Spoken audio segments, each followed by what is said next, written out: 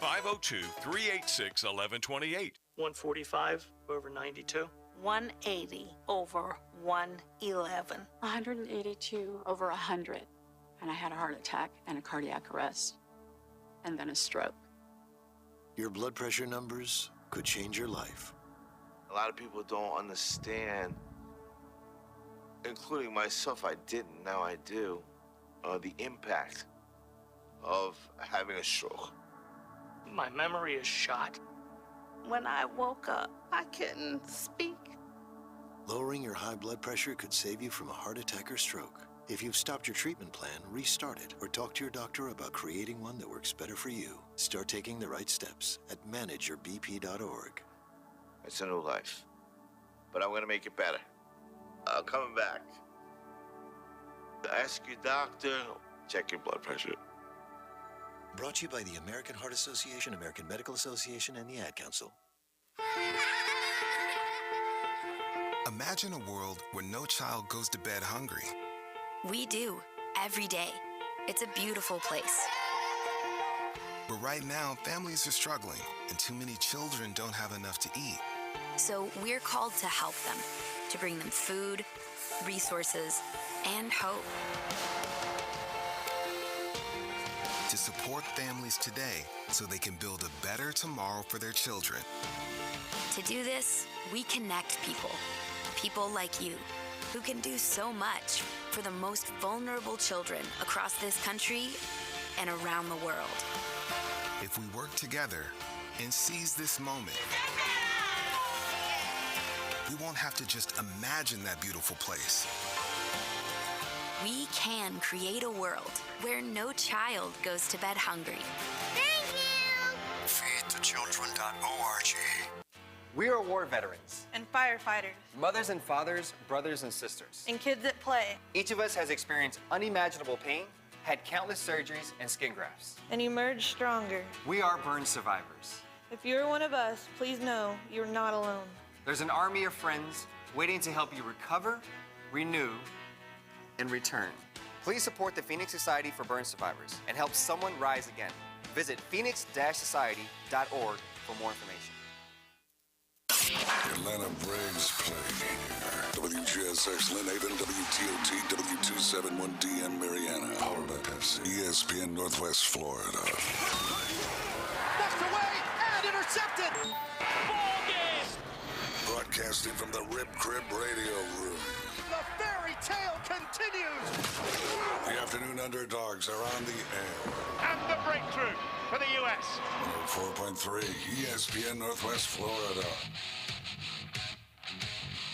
Welcome into the Rib Crib Radio Room. You're listening to 104.3 ESPN Northwest Florida. It's the Afternoon Underdogs. I'm David Hayes. I've got Boston Tim in the building. What is going on, my friend?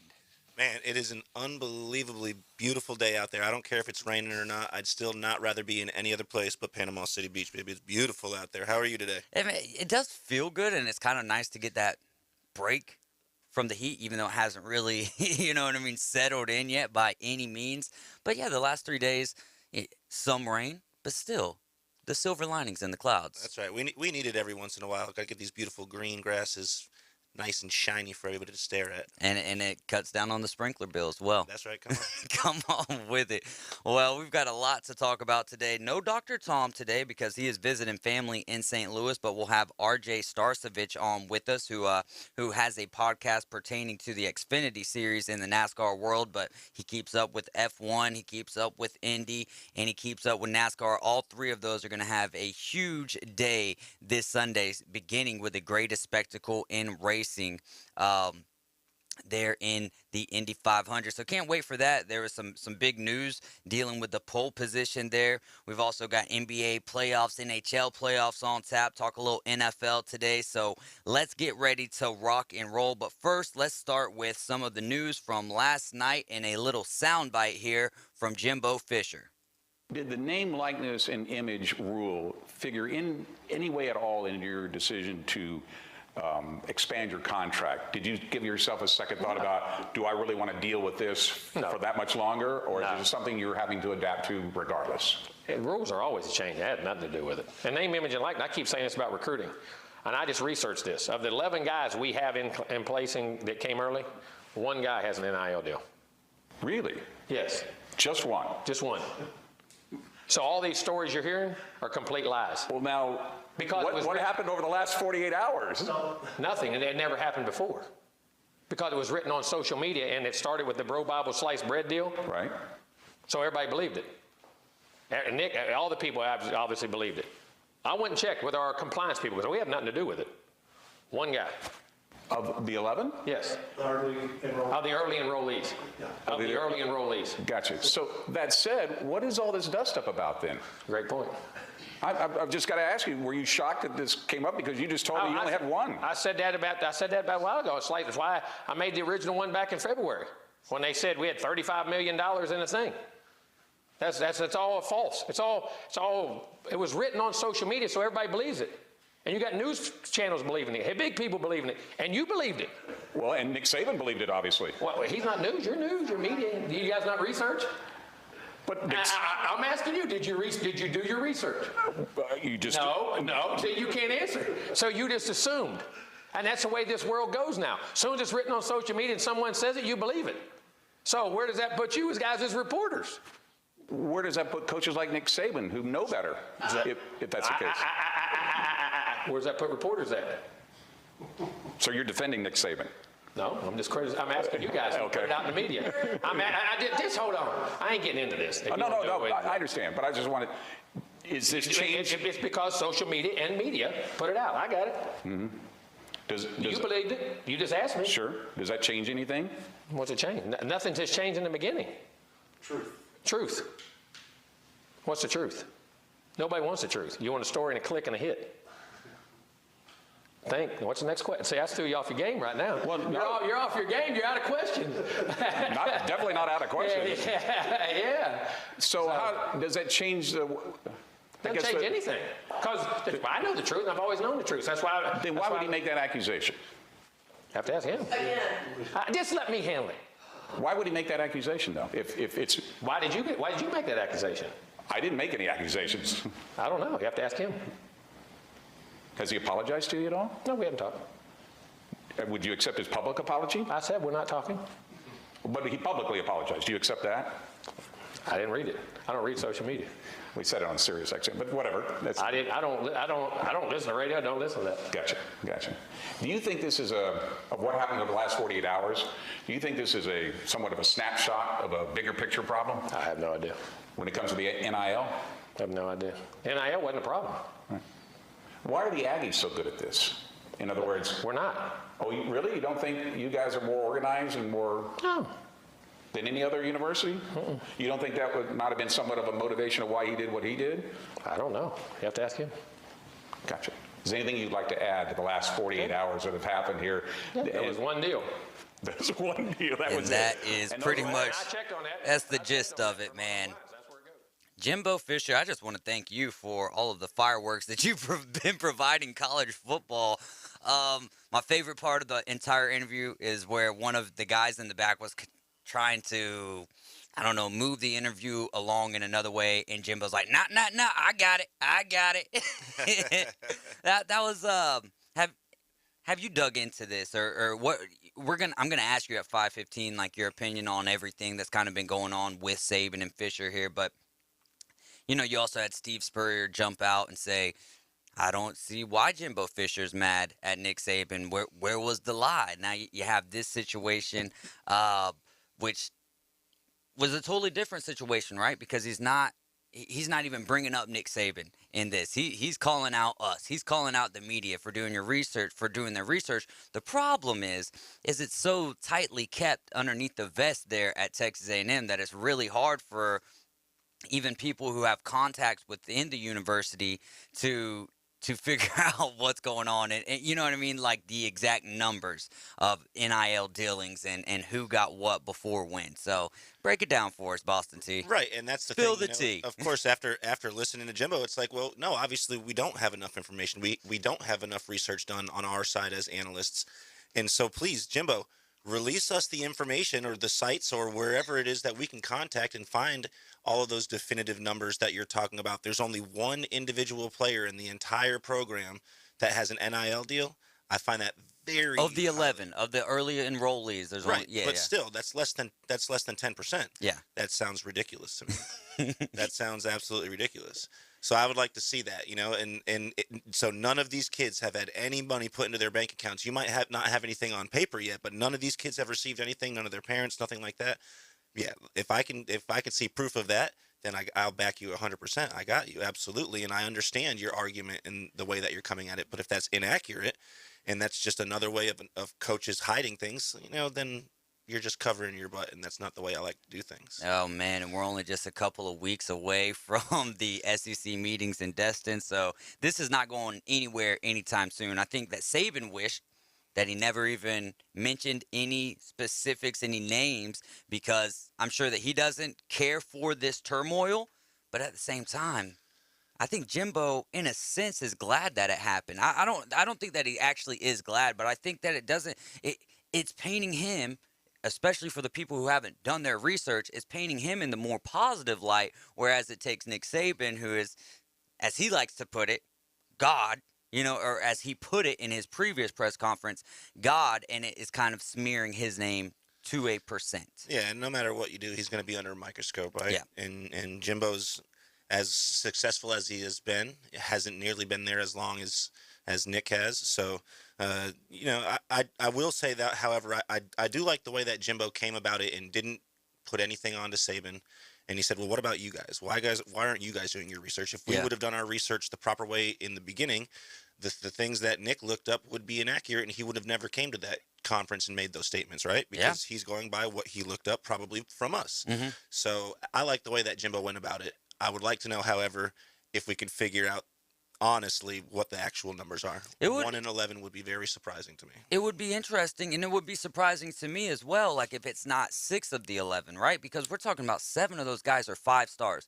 Exactly. I'm not naive enough to believe that you guys who've never had this great of a class, it's the best class, no one's ever had this good of a class. NIL is legal. It's not illegal. You know what I mean? I find it hard to believe that there wasn't something done, but regardless, there was nothing wrong with what you did. So why not just be like, hey, yeah, sometimes that oil money's just real nice. Exactly. That would have been the perfect way to get into it. We're on the radio at 104.3 FM, 102.1 FM in Mariana. We're streaming live on Facebook, YouTube, Twitch, and with our TV partner, Blab TV. If you don't have their channel, or if you're in an area where they don't provide the Blab TV, you can get the app or the channel on your Fire Stick or Roku TV. Be sure to like and share our Facebook page. Subscribe to the YouTube channel. Download our new app and register all at 104.3 ESPN Northwest Florida. Now, just a few minutes ago, Josh Donaldson has been suspended for 1 game for inappropriate comments. I was about to say designated to, but pointed towards Tim Anderson. He was rounding the bases, or I forget exactly what the situation was, because they had a lot of situations in that series this weekend between the White Sox and the Yankees. But he said, "What's up, Jackie?" And so give me your thoughts on this. I have Josh Donaldson's response to Tony La Russa saying that the comments were racist. You had Tim Anderson, who said that they were disrespectful. Aaron Boone said he's going to get to the bottom of it. He has been fined for 1 game, or he has been fined an undisclosed amount of money and been suspended for 1 game here. Give me your thoughts on this situation. It caused a benches clearing brawl Saturday afternoon. I mean, and as it should. We're getting too far into the current day and age to have to deal with this on a daily basis, especially at the highest levels of athleticism that are, more publicized than any sports out there. In America, we've got football, baseball, basketball, and there's millions of people watching these games every single day. And to come out there and make an absolutely unnecessary comment like that, whether or not you think there's some joke between you and he obviously doesn't think so. And even if there is a joke between you, why would it be racial? And why would you express it in the middle of a game? It's entirely unnecessary. And even though he just said somebody's name, the intent behind it is, negative and racial. And it's just disrespectful and absolutely unnecessary. Not only are you being disrespectful to Tim, but then you're also disrespecting a man who played a huge part in the sport that you're fortunate enough to be able to play, making millions of dollars right now. Yeah. And you're not respecting what that man did. Absolutely not. I mean, that's a great take. Let's just play the clip here, and I'll try to dive into it a little bit more. But either way, sometimes it's better just to keep your mouth shut. With Tim Anderson there? All right, so first inning, I called him Jackie. So let me give you a little context of that. 2019, he came out with an interview, said that he's the new Jackie Robinson of baseball. He's going to bring back fun for the game, right? And 2019, when I played for Atlanta, we actually joked about that on the game. I don't know what's changed and I've said it to him in years past, not in any manner than just joking around for the fact that he called himself Jackie Robinson, so, if something has changed from that, like my meaning of that is not any term trying to be racist by any fact of the matter. It was just off of an interview what he called himself. And when we said that before, we joked about it. He laughed, whatever. As you could tell in our series that we've played, there's been multiple times where I've tried to diffuse the situation. Like I took responsibility for the tag, wasn't trying to do anything there. Like today, just trying to diffuse it. Like, hey, like make light. Like, hey, we're not trying to start any brawls or anything like that. Obviously, he deemed that it was disrespectful. And look, if he did, I apologize. Like that's not what I was trying to do by any manner. And that's really that's what happened. So,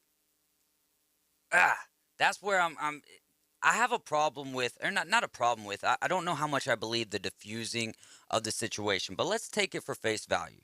If that is what the case is, and they have actually joked about it in the past between them, that could be a way of diffusing it. You know what I mean? Like one of those things where you say something, and the next thing you know, the guy who's mad at you kind of cracks a little bit of a smile, and so if that's the truth, then or if they do have a running relationship with it, if they do, because Tim Anderson did call himself the modern day Jackie Robinson. I think it had a little bit more to do with fun. Bringing fun to the game, having fun. I mean, I think that bases, getting excited. I think it had a lot of things to do with the comparison, or why. But I don't know why you would ever compare yourself to a guy like Jackie Robinson. You know what I mean? Like that's a legend. Like there's no one else in the game who we all wear the number 42 for on a specific day, and we take it a step further this year in their Brooklyn Dodger blue numbers. You know what I mean? So even for Tim Anderson, I'm not saying that he crossed the line by any means. This is back in 2019. But for Josh Donaldson, I think that's one of those things that you do gotta walk a line. You know what I mean? But at the same time, if he was, I think I'm taking a different side than a lot of people today, because he's getting bashed all over radio and stuff. And I'm not trying to stick up for Josh Donaldson. I'm saying if what he said, if we're using his words and there's a truth to that, then all right, maybe he was trying to diffuse the situation.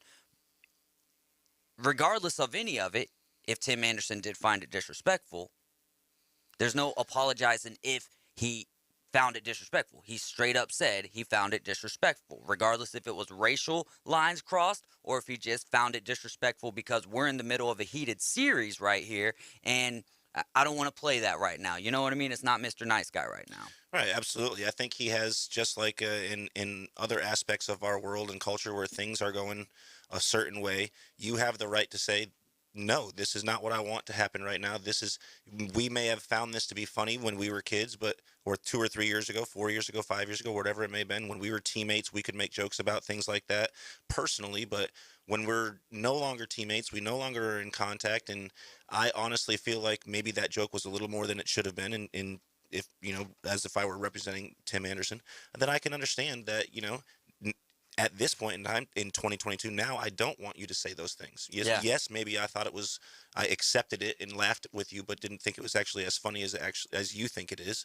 And maybe there was no racial intention behind it, but now I do find it to be disrespectful. Now I'm growing. Now I'm older. Mm-hmm. You know what I'm saying? Grow with me. Now I know different, and I think you should too. And I think that maybe Tim did back him a little bit when the MLB came and talked to him, because they obviously spoke with both sides. And when you have something as serious as this nature is, and you only receive a 1-game suspension, it surprises me. I thought it would be a 10-game. Yeah. I thought it would be maybe even possibly more than that.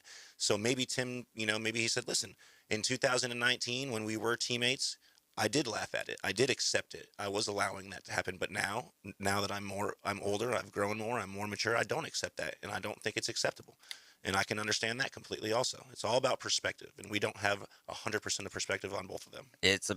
We've got about the same amount of research on Texas A&M and their 11 NIL deals or lack thereof. The one Time will NIL tell deal. on both situations. I got J-Mac on the line. He wants to comment on that. If you guys got any comments, 850-215-6290. You can listen to ESPN Northwest Florida on 104.3 or the ESPN Northwest Florida app. We're going to be right back.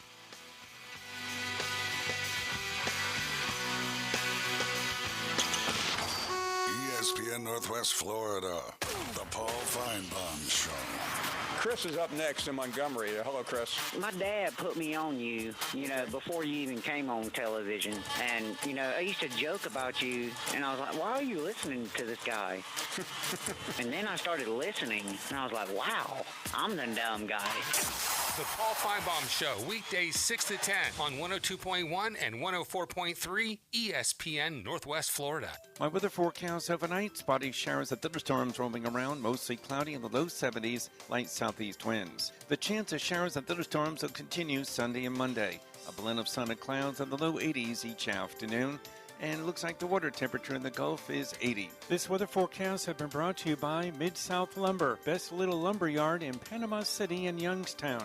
For 104.3 and 102.1 ESPN Northwest Florida, I'm meteorologist Tim Root. Hi, I'm Tracy, your diamond girl at Tracy's Fine Jewelry.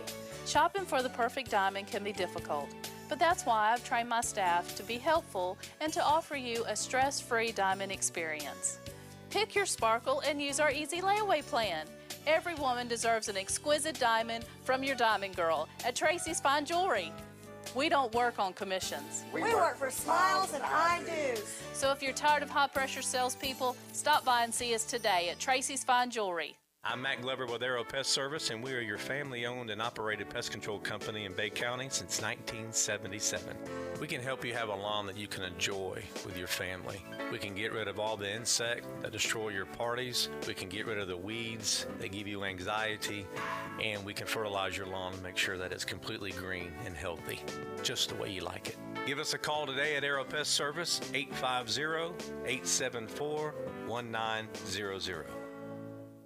It's the cooling season, and time to call Steverson Air Conditioning for your preventative maintenance to keep your air conditioning system operating at full capacity. Steverson Air Conditioning has preventative maintenance programs, and they service all makes and models. Steverson Air Conditioning offers air duct cleaning. Steverson Air Conditioning has after-hours service and free estimates on a system change-out or duct cleaning. Call them at 248-1109. Doing what other stations can't. The Afternoon Underdogs is live and local inside the Rib Crib Radio Room. 850-215-6290. When you have completed dialing, listen for the ringing signal. 104.3 ESPN Northwest Florida.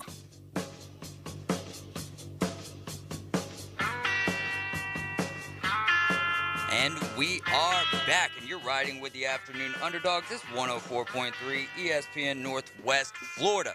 And we've got some big billboards here in Bay County, and we're celebrating them with 11 gift cards. You're going to be eating, drinking, shopping, and going on adventures all over Bay County for free. All you got to do, take a picture of one of our big billboards. Post it on Facebook, tag ESPN Northwest Florida in the photo. Then we're going to select a winner at random to win a jumbo-sized prize pack. Find out what else that we've stuffed inside this mega-large prize pack on our Facebook page or ESPNPC.com. Now, I'm going to try it here, but I think that J-Mac hung up on us. J-Mac, are you there?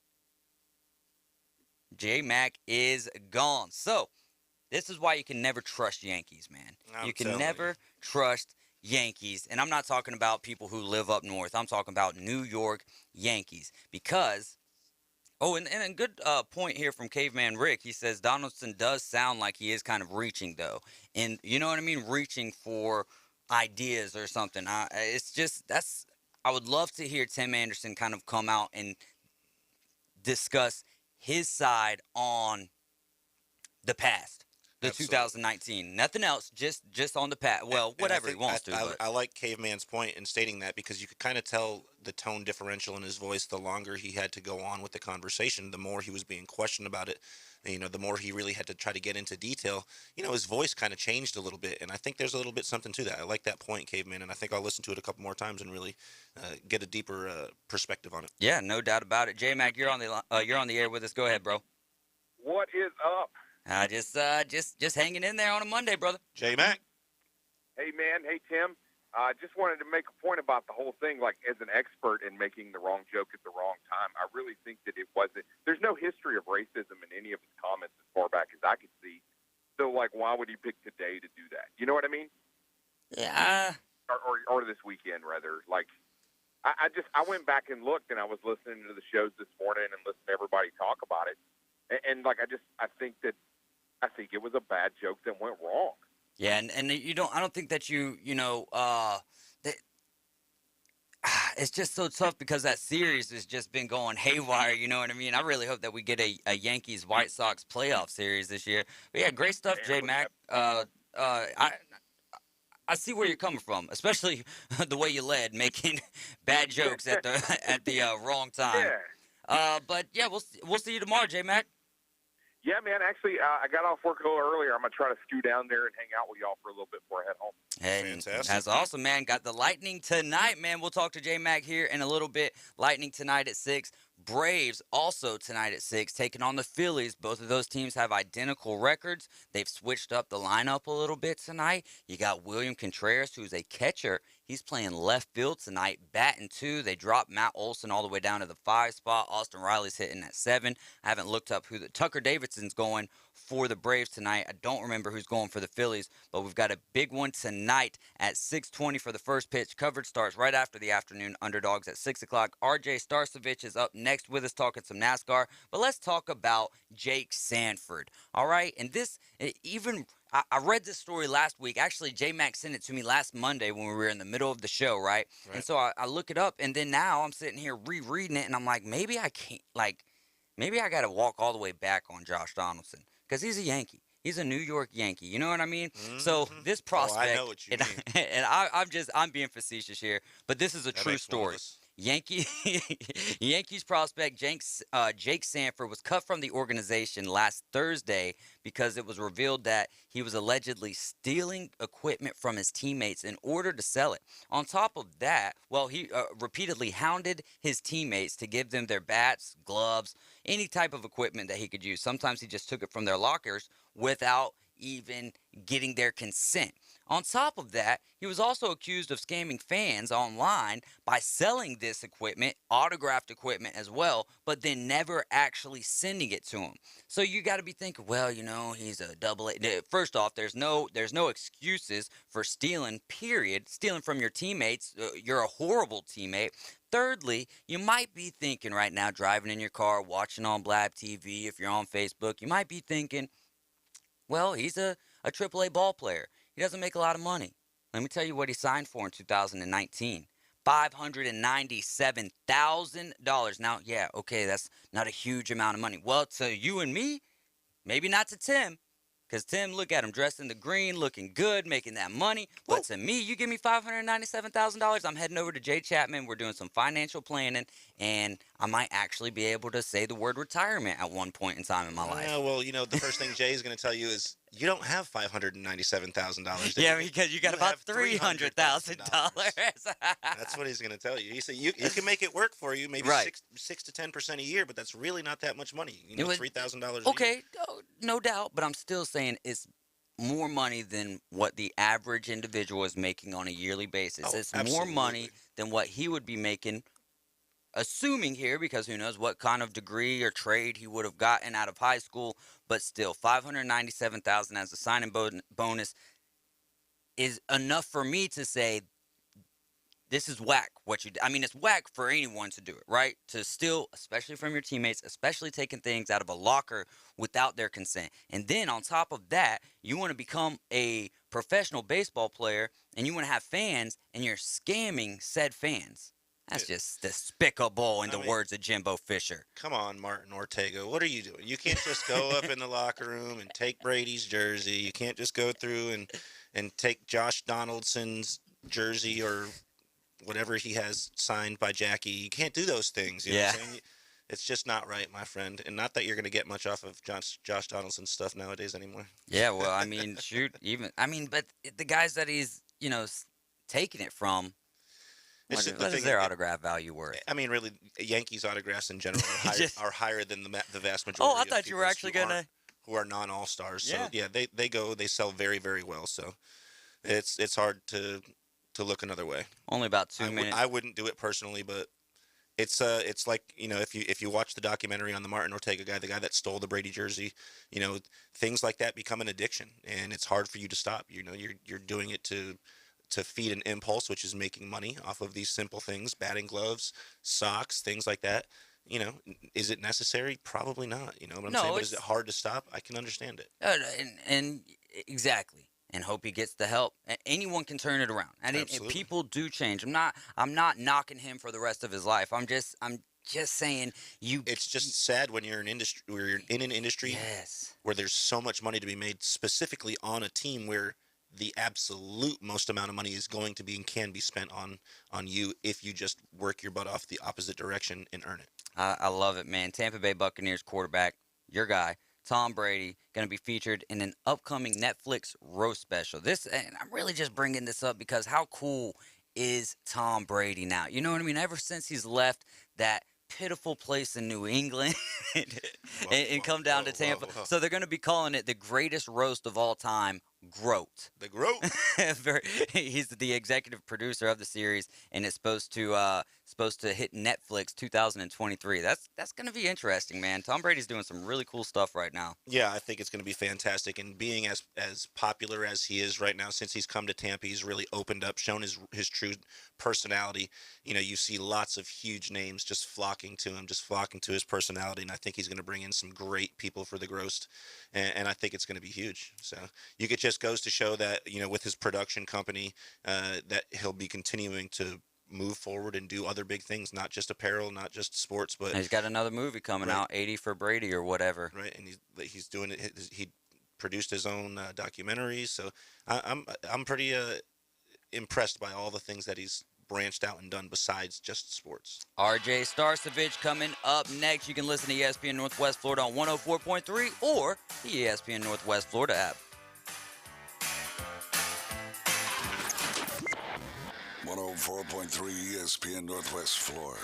This is Braves country. This is unbelievable.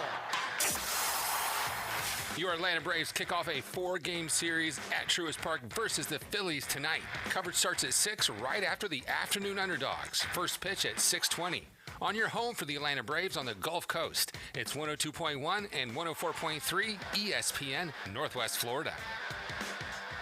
The brand new Burger King in Weeba Hitchka is looking for managers and team members. You'll get to use your smile and personality and get paid for it. You'll be responsible for getting guests excited about their experience every day at Burger King. You'll get to work in a safe, productive environment that allows employees to thrive and advance with career opportunities. Burger King promotes from within. They offer training and development, flexible schedules, employee meal discounts, and scholarship opportunities. Burger King is an equal opportunity employer. Interested job seekers should text 007-8075 to 31063 to apply. Must be at least 16 years of age. Are you concerned about safety when you travel? Emerald Coast Amsel specializes in self-protection. They offer a full line of safety products like men's and women's, RFID wallets, and concealed carry for purses. Lifetime incidental replacement plan and manufacturer's warranty on most items. Give the gift of self-protection and contact Michelle and Rick today, 850-358-2810, or visit their website at emeraldcoastdamsel.com. Emerald Coast Damsel, independent damsel pro for damsel and defense.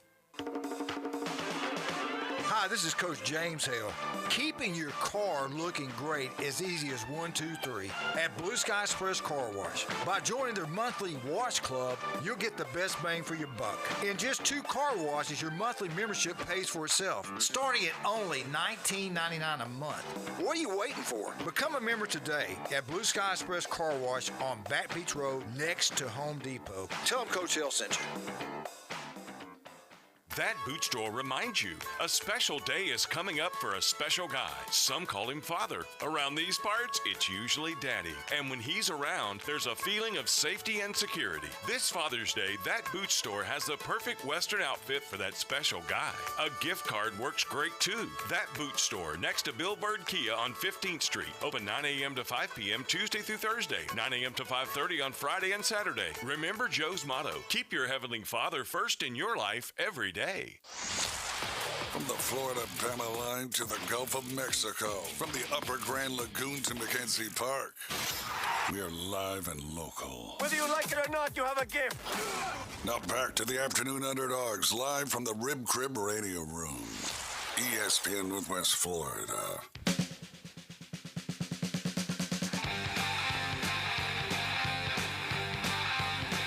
Welcome back into the Rib Crib Radio Room. You're listening to 104.3 ESPN Northwest Florida. Big shout out to our sponsors, Bill Bird Kia, Best Way Portable Buildings, Reliable Hydraulic Solutions, and Ellis Agency Insurance, Panama City Toyota, Fit Culture, PCB Coins and Cards, Brock's Pest Control, Guthrie's, and ESPN Northwest Florida for putting the Atlanta Braves right here on 104.3 ESPN Northwest Florida. Now let's get on over to RJ Starcevich, who is the owner-founder of NASCAR Report on Instagram and the host of the Drivers Meeting podcast. RJ, what's going on, my friend? Nothing too much. How about you? Thanks for having me on again. Yeah, man, great to have you back with us. So the All-Star race yesterday, didn't get to watch a whole lot of it myself. Non-points race there in Texas. First things first, do you like the All-Star race? Yeah, I mean, as of late, there's been a lot of differing opinions on it. As far as just the All-Star race, the concept in general of having an All-Star race during the season, I'm a fan of it. I say, a lot of obviously most sports have an All-Star, some sort of an event. So why can't we? And it's been working for as long as we can remember the All-Star race in NASCAR, but as of recent years, been trying out some different things, moved it to Texas, and a lot of people haven't been a fan of it. A lot of the majority of NASCAR fans or drivers, teams, they still want the All-Star race, but there's definitely a lot of changes that a lot of people feel like could be made. Where would RJ like the All-Star race to be? Well, there's a lot of people bring up having a rotation, kind of putting it somewhere different every year. I would be a fan of that. I think that would make things different. Obviously, the All-Star race took place in Charlotte, the centrets of NASCAR. So that was kind of where the All-Star race was forever, and then we ended up moving it one year to Bristol, and then that took it to Texas the last 2 years, where it's kind of received sort of a mixed reaction. I'd say mostly negative. So I'd be a fan of moving it around to different places, maybe tracks that aren't even on the schedule. A lot of people want to bring, North Wilkesboro back for some sort of event like that, or Rockingham, or like an old short track or something. But I'd be a fan of moving around. I don't think Charlotte was a horrible place to have it. I didn't think Bristol was that bad of a place to have the All-Star race either. But definitely moving it around, changing it up. I'd be a fan of some rotation like that. I love the idea of a rotation. Now, do you think super speedways like Talladega and Daytona would be an ideal spot for, because I know they're storied places, but don't you want your All-Star race to kind of be in a smaller track?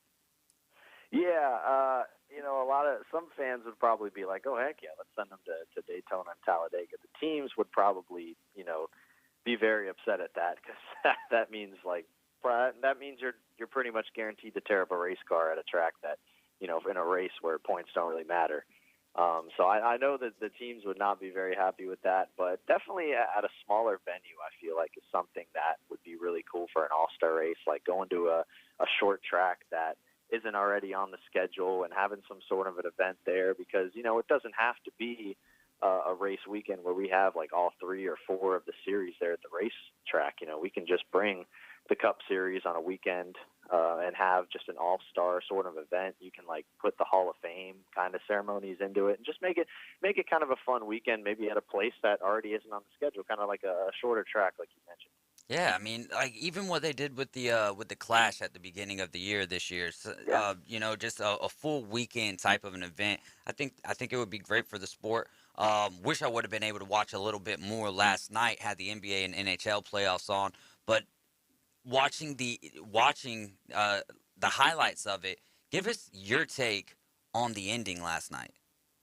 Yeah, and that's actually the only part that I was able to catch. I had a lot of graduation festivities this weekend, and I wasn't able to watch like the beginning of the race. But I heard from people, I rewatched and watched highlights and stuff like that. I heard I didn't miss too much. I guess it wasn't that exciting of a race, but the ending was something that I'm sure a lot of people remember for a while. Everybody's still talking about it now, where Ryan Blaney basically had the race won. But I guess the rule in this All-Star race was that we have to finish the race under green. So even if there's a caution on the final lap, which usually isn't the case, and any other race would end the race, that lined the field back up to a 2-to-go restart. And the crazy part is that Blaney, basically the yellow came out feet before he was about to cross the line, so he had put his window net down thinking he won the race, and all of a sudden he's got to line back up for a 2-to-go restart, and he can't put his window net back up. And usually in the rule book, that's a safety issue.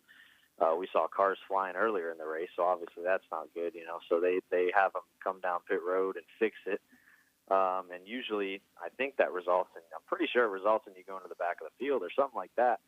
But NASCAR basically said, I guess, in a way where they felt bad for him and just let him drive the last 2 laps without a window net. He won the race. Nothing crazy happened with that. But gosh, yeah, it was a wild ending that, I'm sure a lot of the drivers weren't happy with it. A lot of, there was just a lot of confusion at the end of that race, and it was like, wow. I mean, it's even hard to describe. So, do you think that Blaney wasn't penalized basically because there's no points on the line? It is $1 million on the line, but it's just an all-star race. Or do you think Hamlin has a good point, or do you think he's being a crybaby?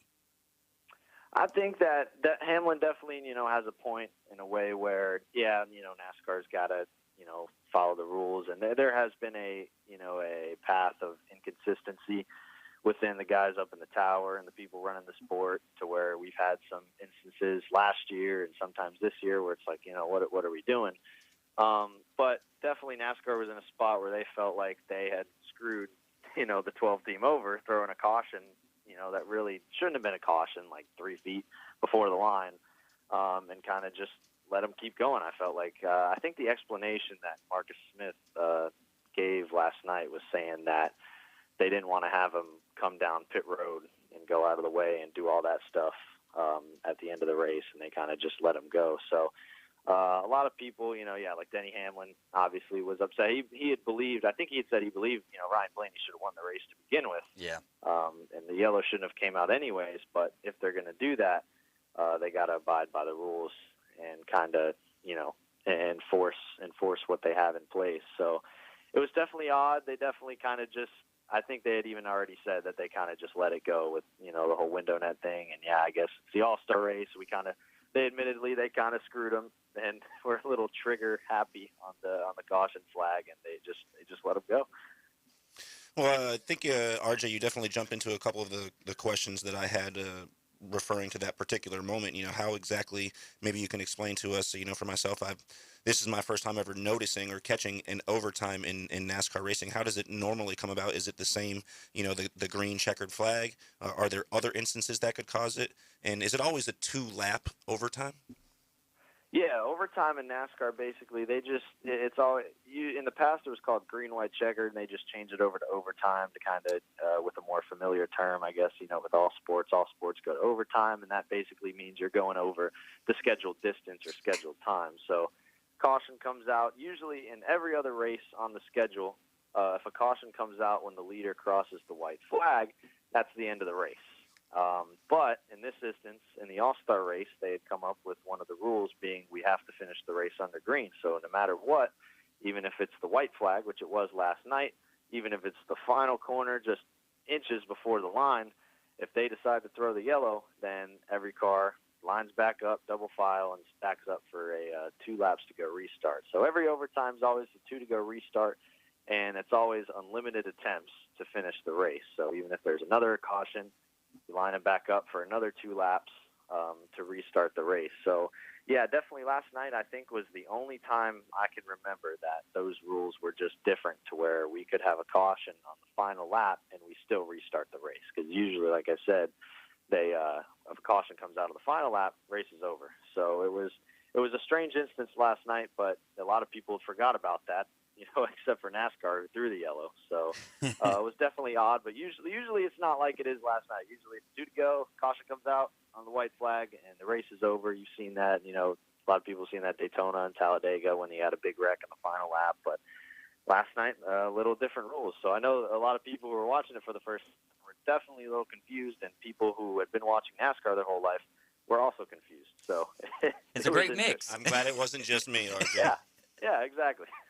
So RJ, kind of dipping into the greatest spectacle in racing, the Indy 500 here. Scott Dixon had a heck of a run to win the pole with 234 miles to post the fastest Indianapolis 500 pole run in history. Is he poised to win this thing? What are you taking away? Who are you looking for to have a great run this Sunday at the Indy 500? And then on top of that, where does Jimmy Johnson finish?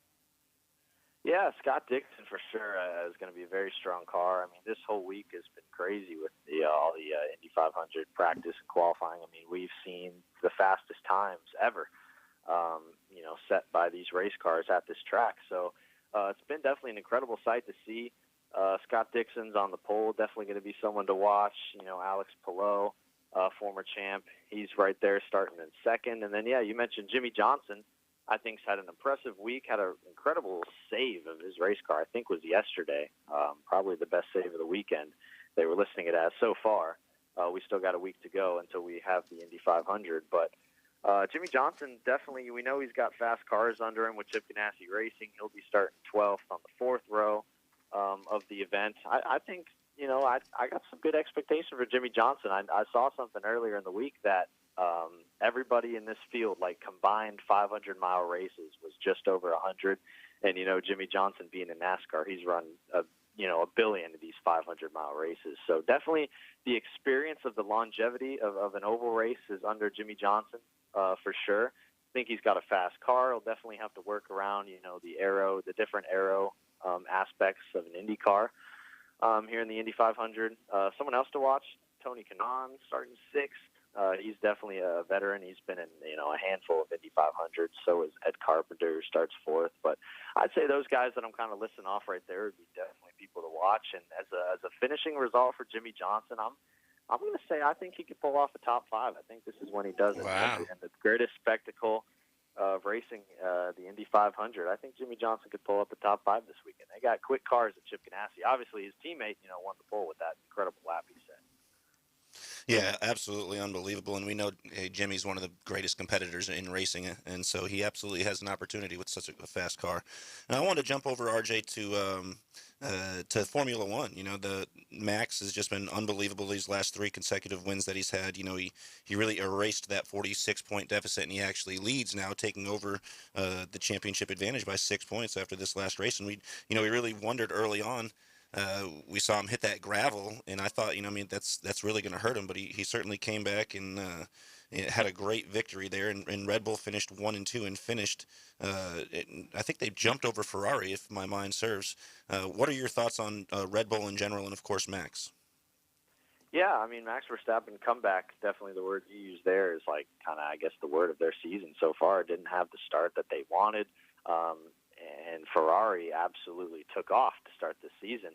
And Verstappen having a race like he did, 3 wins in a row, 3rd consecutive victory. That's, incredible to see. And kind of, we did expect that with the defending champion. He had a great season last year with his head-to-head battle with Hamilton, and Mercedes has definitely not been as good as they want to be, not even close. And Ferrari has kind of been the team to take off. And, they were leading the way, but Red Bull, definitely a 1-2 finish with Sergio Perez. who was leading the race at one point, and then I believe it was the team had told him to let Verstappen go, I think, towards the middle of the race. But Verstappen has just had an incredible resurgence. I think he leads by 6 points now after 6 races. And getting that win at Miami, big win at Miami, and now a big win in the Spanish Grand Prix. Just great for him, great for Red Bull, and I think it's a sign of things to come. You know, once you get towards like the middle point of the season, you really start to see who the contenders are, who the top teams are, and here they come. I think Red Bull is definitely they're back out front. And I think they're going to stay there at least for a good while. I love it, man. Hey, RJ, does Xfinity have an all-star race?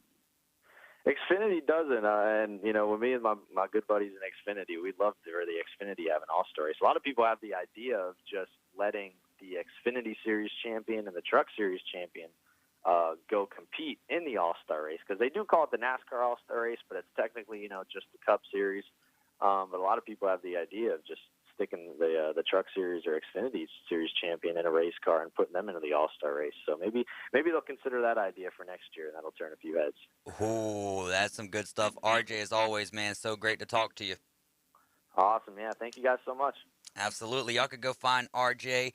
You can find him on Twitter as well, but his NASCAR report is on Instagram. He's also the host of the Drivers Meeting podcast.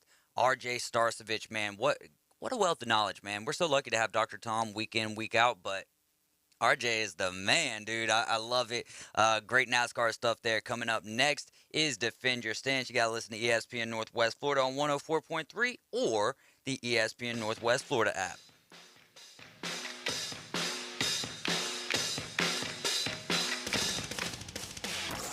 Your attention, please. ESPN Northwest Florida reminds you it's the law. It's the law. When there's a double red flag, stay out of the water, stick your toes in the sand, grab a cold drink, and listen to live sports. Swung on, miss, strike 3. On 104.3 ESPN Northwest Florida. Double play!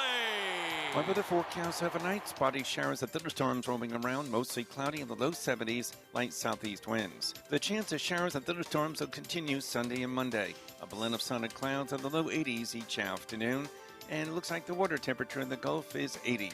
This weather forecast has been brought to you by KHS and Associates, your source for affordable medical insurance. For 104.3 and 102.1 ESPN Northwest Florida, I'm meteorologist Tim Root. We paid how much for those lessons? Shh. She's doing great. Oh, yeah, totally. Can you pass me a Pepsi Zero Sugar? Great job, honey! Oh, look at that. That's not the end. No way. Now it's time for the encore. You know what? You're right. 5 times? Not enough times. For everyone who traded in rock concerts for their kids' recitals, you've compromised enough. Pepsi Zero Sugar. That's what I like. Here is your ice-cold Pepsi Zero Sugar, sir. Oh, thanks. Wanna watch the game? Ooh, little sports ball on a Sunday afternoon. Don't mind if I do. Hey, did we win? It sounds like we won. It's still the first quarter. I must be lucky. People say that about me. Tough break on that free throw there. Shouldn't be doing that. Dude, we're watching football. Come on. For everyone who spent the entire game explaining the entire game, you've compromised enough. Pepsi Zero Sugar. That's what I like. Los Rancheros has been doing it right for 20 years. Los Rancheros brings a top-shelf dining experience to you with the opening of their beautiful new building. Watch all college and pro games on Los Rancheros' 14 large-screen TVs, with great drink specials daily from 2 to 5, and during all the games. Los Rancheros, the place for live sports and great food, on 23rd Street between Jenks and Harrison. Damsel in Defense presents Defend Your Stance. Got an opinion? Time to defend it. It's the Afternoon Underdogs on 104.3 ESPN Northwest Florida.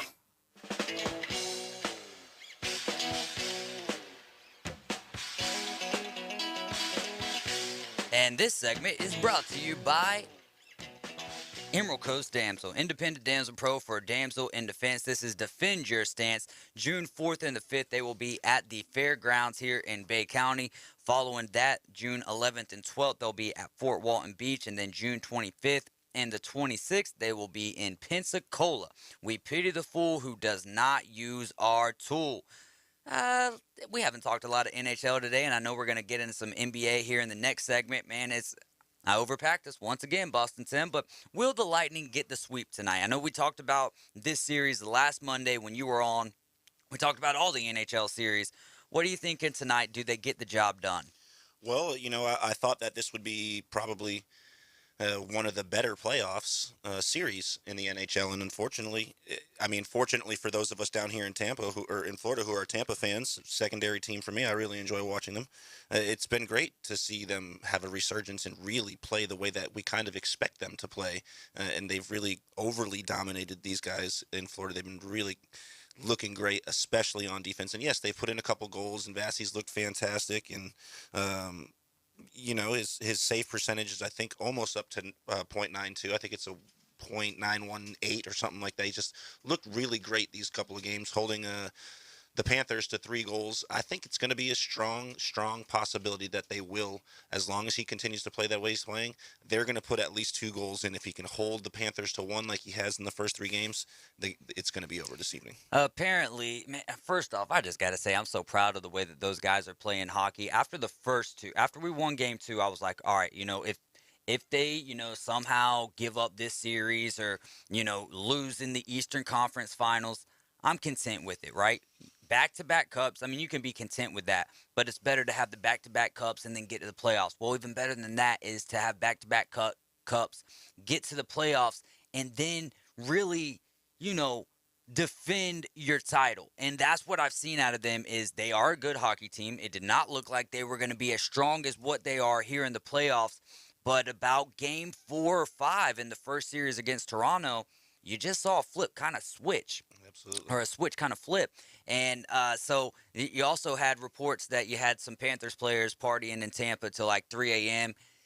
I think their season's done. I don't even think that they can come back. I think it's only happened 4 times in National Hockey League history that a team has came back from being 3 games to none. So I think it's over tonight. Yeah, just highly unlikely. And maybe they come back and win 1 game, but even then, I think, like you said, they were partying prematurely. They were celebrating when they shouldn't have been, and it really not only it hurt them, but it gave a little bit of energy, I think, to Tampa, and they've really shown no mercy since then. Oh, you're talking about the goal with 3 seconds? I was reading some of the comments off over here. Dude, that goal, that was insane, and I was talking about it Friday after that game.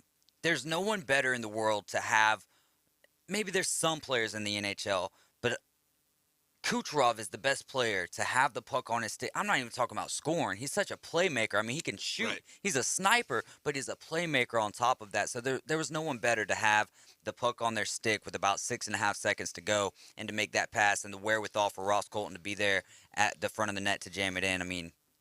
I'd like to agree with you, but we're seeing in the other series somebody playing equally as unbelievable in McDavid. And like you said, he doesn't have to score goals in order to be an absolutely highly effective portion of the team. And we saw that with the unbelievable assists that he had the other night to Kane. And I just don't know how much I've seen from McDavid in late this isn't the first time in late seconds, you know what I mean? But there's also, I'm not sitting there watching 82 Edmonton Oilers games a year, you know what I mean? I am watching close to, 60 plus games of the Tampa Bay Lightning. So I see with you know what I mean? But what McDavid and the Edmonton Oilers are doing, because there's 3 of them, Draisaitl and even Evander Kane with the hat trick last night. That's a fun series, man. And Edmonton has really bounced back in a way that I said Friday, too, that I believed that St. Louis was the best team in the West. No, not the best, the toughest team in the West left. Well, they've lost Bennington, so their name's out of the hat. Colorado is going to take that series, and kudos to them, because that's who I really want to see the Tampa Bay Lightning take on in the Cup, because everybody's just kind of been slobbering all over them all year long. But that's the Battle of Alberta. That series has been a lot of fun, back and forth, and Edmonton is really taking control of it in the last 2 games. Yeah, it's been really cool to see. Edmonton's been putting up some goals and playing some great defense,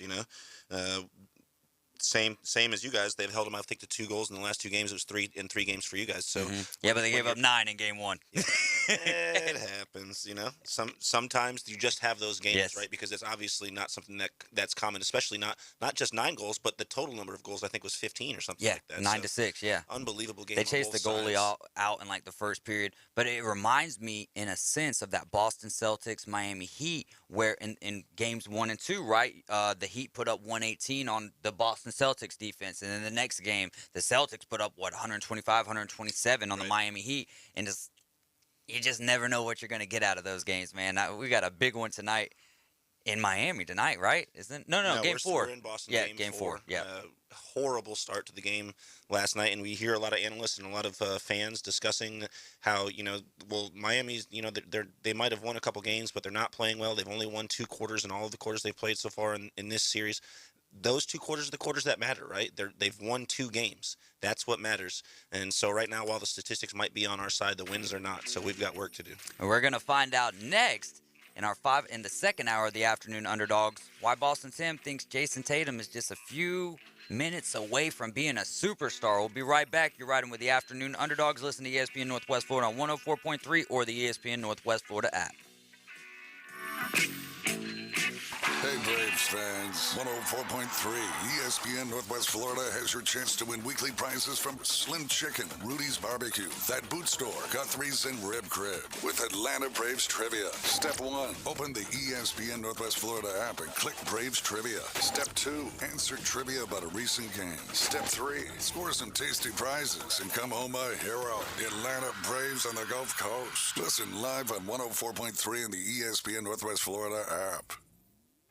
Are you tired of being overcharged each month for health insurance? Or finding out you still have significant copays or deductibles out of pocket when you go to the doctor? Call KHS & Associates. Their independent insurance agency has helped individuals, families, and even small business employees lower their health insurance costs while improving coverage with no copays, no 80/20 co-insurance, and no deductibles unless hospitalized overnight. Call KHS & Associates, 502-386-1128. This is a radiated tortoise. Because of the support from AZA, I'm able to put these endangered tortoises back into the wild. When I was younger, watching scuba divers conserve these magnificent creatures, I wanted to be a part of that. I work in Hawaii with critically endangered forest birds. Birds are so interesting to me because they're living dinosaurs. I love working with them. I know I always wanted to work with kids, and I fell in love with the animals and conservation side. It's exactly where I'm supposed to be. Won't you join us? We are advocates and defenders. We are champions and friends. We are deep sea divers and river riders. We are scientists and researchers, and so much more. We are the Association of Zoos and Aquariums, 230 strong accredited members who go to work every day to ensure the conservation of our precious wildlife in their home and in our care. Visit aza.org/join us. America's Navy has careers and jobs. Visit Navy.com. 5 oceans. 7 continents. Whatever it takes. Wherever it takes us. America's Navy. A global force for good. From the Florida Bama line to the Gulf of Mexico. WGSX Lynn Haven, WTOT, W271DM Mariana. Powered by Pepsi. ESPN Northwest Florida. There's no need to fear. The Underdogs are here. The Afternoon Underdogs are on the air. What time is it? Broadcasting from the Rib Crib Radio Room. Time to let the big dogs eat. 104.3 ESPN Northwest Florida. Throw your hands in the air if you's a true player. We got Boston Tim in the building, and he had himself a great weekend. But first, Tell them about our guy Ryan Phillips and Bay Handyman Services. Absolutely. Bay Handyman Services and LLC, local 5-star rated company. These guys are amazing. They listen better, they plan better, they build better. Their office number is 850-753-5014, and they also have a 24-hour emergency services website. It's bayhandymanservices.com. These guys are absolutely amazing in the community. They're great at what they do as far as anything that you need done. They'll do the smallest job, whether it's hanging a picture or you want to be the wife of the year and build a man cave on the back of your house for your husband next to the pool. Call these guys, Ryan Phillips at Bay Handyman Services, 850-753-5014. Hey, let's get it. So what were you doing in Clarksville this weekend? Well, I met up with Ryan, the owner of Bay Handyman Services, and his beautiful wife, Teresa, and their race team, and we went to Clarksville to check out Tri-State Raceway. It's an unbelievable little mudding park with a dirt track. Perfect weather for it this weekend, too. Oh, it was great. Yeah, and, we rode some four-wheelers, and Ryan's got the Tonka race truck and his race team out there. A guy named Scotty Barnes originally built the truck and recently passed away, and Ryan took over the responsibility of it, and he's really been following in the guy's name and, really doing the very best he can to keep that truck back on the track, and it's an unbelievable truck. We had a great time. There's like 1,000 horsepowers in that thing, and it just rips down the track. He ran a 3.8-second run in one of his 2 qualifying runs, so pretty awesome to watch those guys out there, and can't wait to go back out there and see he and Teresa again. Yeah, man, I got to see some videos from that. We just kind of took the weekend and kind of just got reacclimated to being back in town or whatever, and kind of just, I watched a lot of hockey and a lot of basketball, and then a lot of golf on Saturday and Sunday, man. Woo! We'll get into that in the next segment. Justin Thomas making history last night, but when I got Tim in here on Mondays with me, we got to talk NBA basketball, and we're in the best part of NBA basketball right now with the playoffs. Is Tatum a superstar? Is Jason Tatum a superstar? Or does he still have a couple more things to prove? I mean, I think that tonight, before I let you get into that, after that 10-point performance that he had, all players are going to have games like that. This is how you prove your stardom, your elevation to superstar, by bouncing back in a big way and tying the series up. Absolutely. And you've seen his statistics after the 4 losses that they've had so far in the playoffs, and he's come back in 3 of those 4 games. He's put up 40 points. He's just played unbelievable. Mm-hmm. And now we see similarities in Luka Doncic, but we're fortunate enough to have other players on the team that can be more consistent, valuable players for us, in a Jaylen Brown, which is why I think that they're probably the better of all of the 2 duos left in the 4 teams still continue to play in the 2 conference finals. I think Jason is absolutely a superstar, but behind maybe Luka, who's just an unbelievable phenom, and Steph Curry. I think he's probably the 3rd best player remaining in all of the playoffs right now, and that's a good thing to say considering the people that we do have playing. Some multiple-time champions like Draymond Green and other guys like that who are still in there. Klay Thompson in that conversation as well when you're talking about multiple championships. Of course, right. And you've seen a lot of guys step up, but nobody that's been as consistent, I think, as Jason. And yes, he did have that 10-point game, but he did very well on defense. He was not the only player that didn't play well that game. Our entire team didn't play well. I was about to say, looking through the box score, if it wasn't for Jaylen Brown, y'all aren't even in that game. We gave up 19 steals. Yeah. That's a Oladipo had NBA 4 record. of them. Oladipo, filling in for Jimmy Butler, had 4 of them by himself. Season or something like that. Well, he really only played in about 8 regular season games. Right. He missed 74 of them. Right. So, man, so does he bounce back tonight? Oh, I think absolutely. Absolutely. I think the statistics show that he will 100% bounce back, and I really look forward to him coming out and showing why he is a superstar. And I think he's gonna command the ball. He's gonna score a lot of points, and I think he's also gonna play unbelievable defense tonight. That's my favorite part about this series. Is as crazy as it sounds to say that when you talk about scores like 118, 125, and then whatever they had the other night. How big is this game for Boston though? When we're going back to Miami after tonight. Right. Well, we've already lost what could have been home court advantage for us because we did win one in Miami, but now that we've given one up, it really comes down to this game. Right. Mm-hmm. It's going to be almost impossible for us to win this game and then win 3 consecutive, 2 of them being in Miami. It'll be very, very tough for us. So this is a huge game to even up the numbers and really give us a higher probability of getting that final win. Well, you got Miami, who's in a sense kind of looking how Boston was in Game 1. So many question marks right now. Definitely no Tyler Hero with the groin. Yep. Jimmy Butler, what's his outlook looking like? Well, they have him probable. Of course, his intention, as they're saying, is for him to go out and practice and warm up with the intentions of playing, but we're going to have to see how everything feels. Obviously, for us, we don't want him to play because we know that he is very similar to these other guys we're discussing. Luka Doncic, Steph Curry, you got Tatum there at 3, and I'd probably put Jimmy right there at 4, right? Because he's that same guy that can come in and take over the game at any point in time on both sides of the ball. And we've seen his defense really step up in the playoffs, something that he doesn't necessarily focus on during the regular season.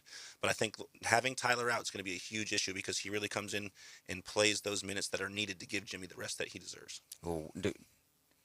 In the next segment, I want to get into maybe the over-unders on the game for tonight. Sure.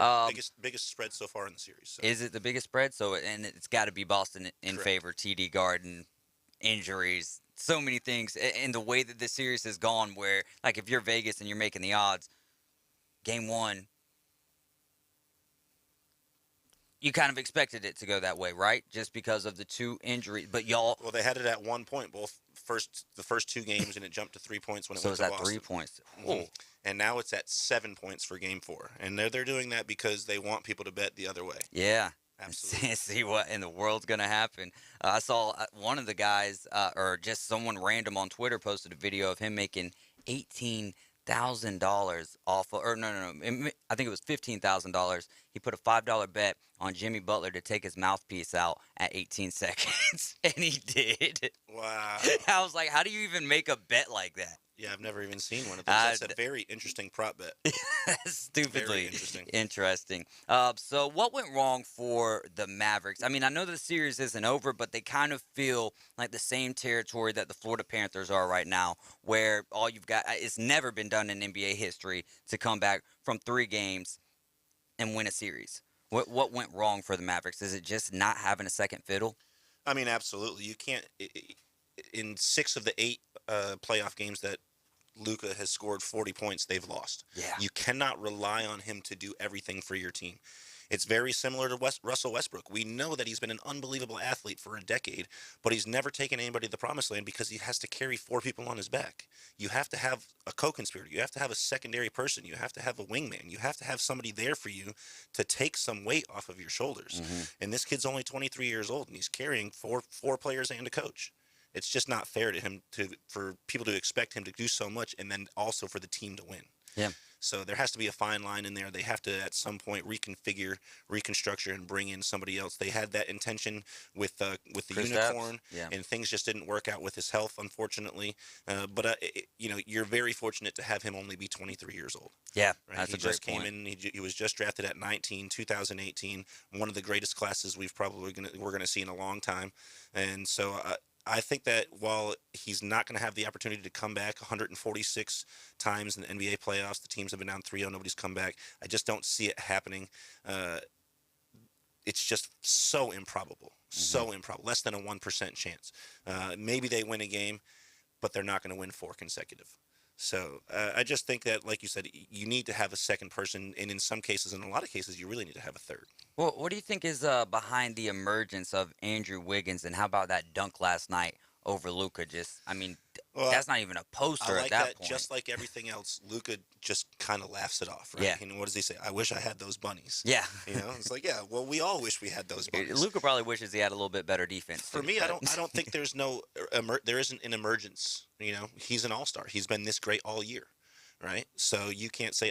You can say. For me, think that since Minnesota, he's been an unbelievable NBA player. He just hasn't quite gotten the breaks that he's needed, and he's also been unhealthy a number of those years.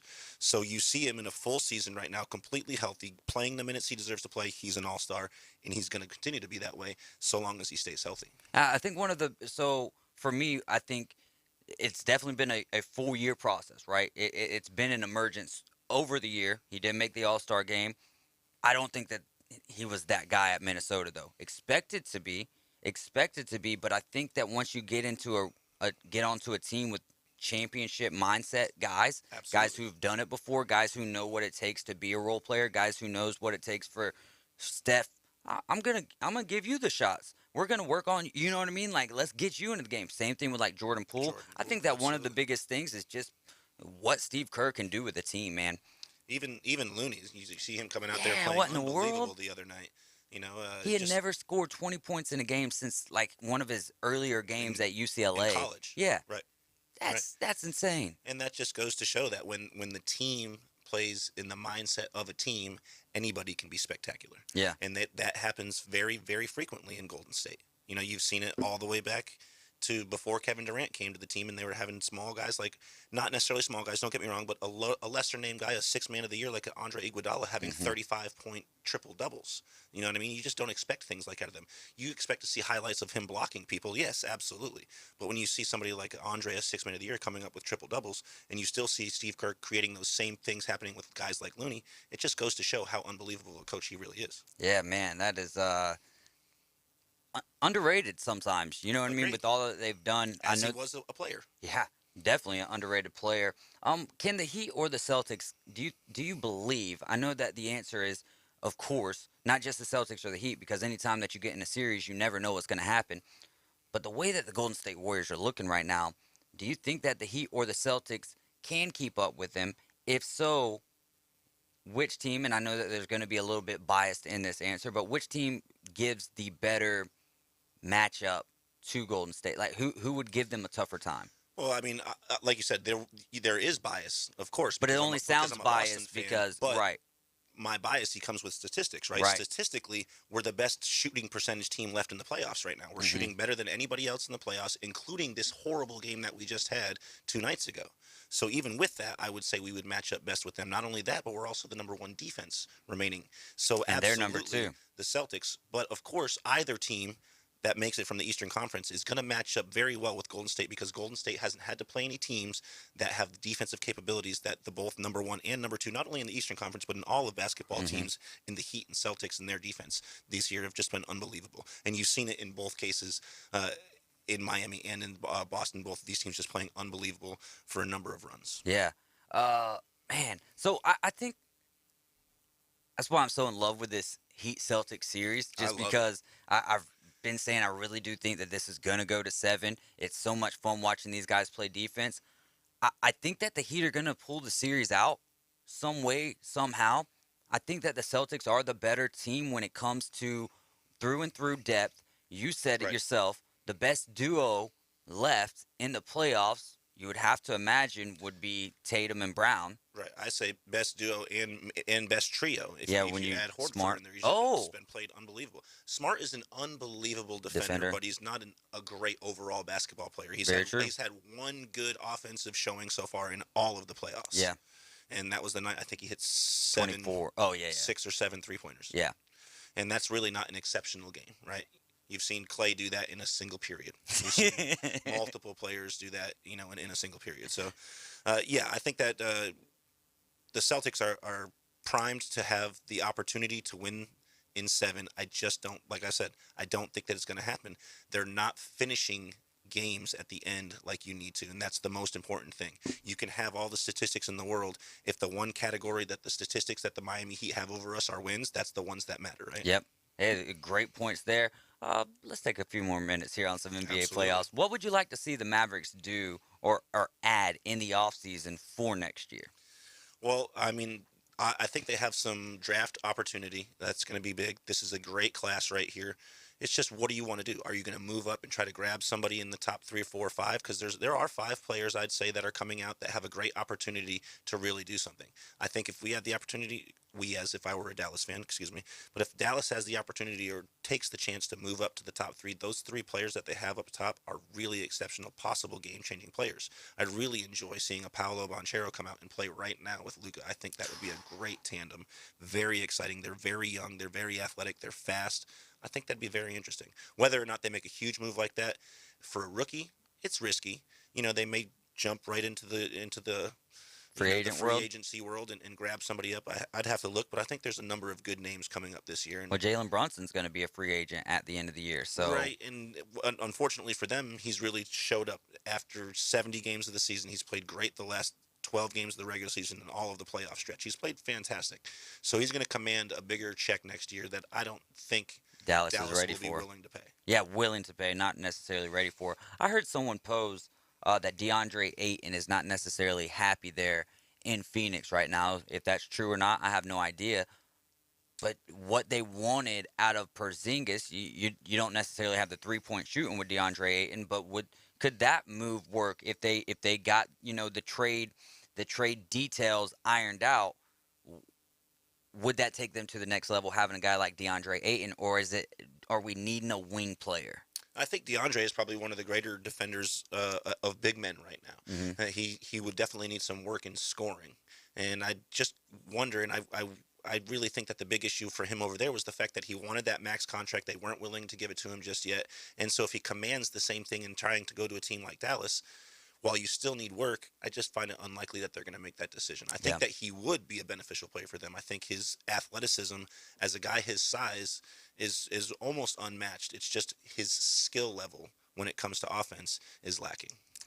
Let's get to some NBA prop bets for tonight. And this is barring if Jimmy Butler plays over or under 4.5 assists. If Jimmy Butler plays over or under 4.5 assists. Yeah, I think that's easy money, right? Yeah, it'll be close. I think it'll be 6. 6. Okay. Yeah, that is close. So you're watching all the way to the end of the game, kind of biting them nails, waiting on that thing to hit or not. Marcus Smart, you just got done talking about sometimes the lack of efficiency in the offensive category. Marcus Smart over under 14.5 points. I think he'll be under. Ooh, I gotta follow your lead on that one because it's just not.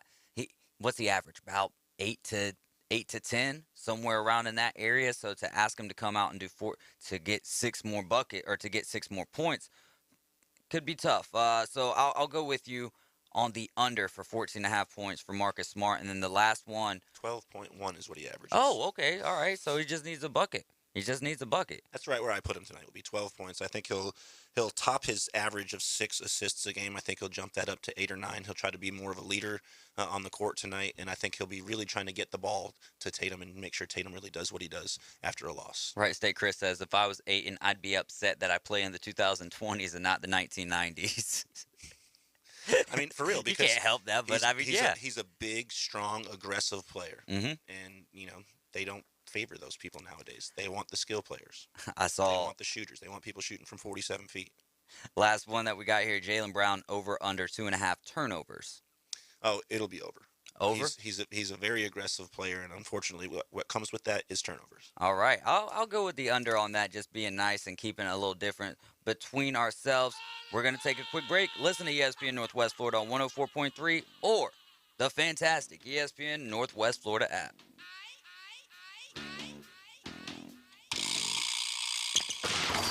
ESPN Northwest Florida, the Paul Feinbaum Show. Hey, Burger, how you doing, Paul Feinbaum? So the baby Saban's on TikTok because he can't get things his way no more because he's not on top anymore. So what, Saban? Get over it. You're not on top anymore. You're not going to be the king forever, Saban. You want to whine about some more? Shut the heck up already. The Paul Feinbaum Show, weekdays 6 to 10 on 102.1 and 104.3 ESPN Northwest Florida. My weather forecast overnight, spotty showers and thunderstorms roaming around, mostly cloudy in the low 70s, light southeast winds. The chance of showers and thunderstorms will continue Sunday and Monday. A blend of sun and clouds in the low 80s each afternoon. And it looks like the water temperature in the Gulf is 80. This weather forecast has been brought to you by Mid-South Lumber, best little lumber yard in Panama City and Youngstown. For 104.3 and 102.1 ESPN Northwest Florida, I'm meteorologist Tim Root.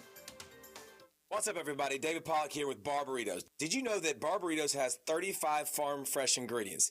That means you have over 3,000 entree combinations that you can put on your plate. Luckily, Barbaritos put together their 9 under 500 calorie menu, which features 9 different entrees that you can feel great about eating. Try the ground turkey salad with double protein, the mini chicken burrito, or my personal favorite Friday meal, fish tacos with guacamole. It's a winning play with Barbaritos. Ben and Deb Collins, owners of Bay Guns and Gear, have been in business since 2010, offering new firearms and accessories with a huge selection available for your hunting needs and personal defense. Turn to Bay Guns and Gear. They have the weapon for you. Discount pricing. And if you can't find what you're looking for, they'll special order it for you. Bay Guns and Gear, across from Grease Pro at 3115 Highway 77. Visit their website, baygunsandgear.com. Are you tired of being overcharged each month for health insurance or finding out you still have significant copays or deductibles out of pocket when you go to the doctor? Call KHS and Associates. Their independent insurance agency has helped individuals, families, and even small business employees lower their health insurance costs while improving coverage with no copays, no 80/20 co-insurance, and no deductibles unless hospitalized overnight. Call KHS and Associates, 502-386-1128. Live from the Rib Crib Studio. The mission? Your mission, should you decide to accept it. Save the panhandle from boring cookie-cutter radio. Now back to the Afternoon Underdogs. This tape will self-destruct in 5 seconds. 104.3 ESPN Northwest Florida.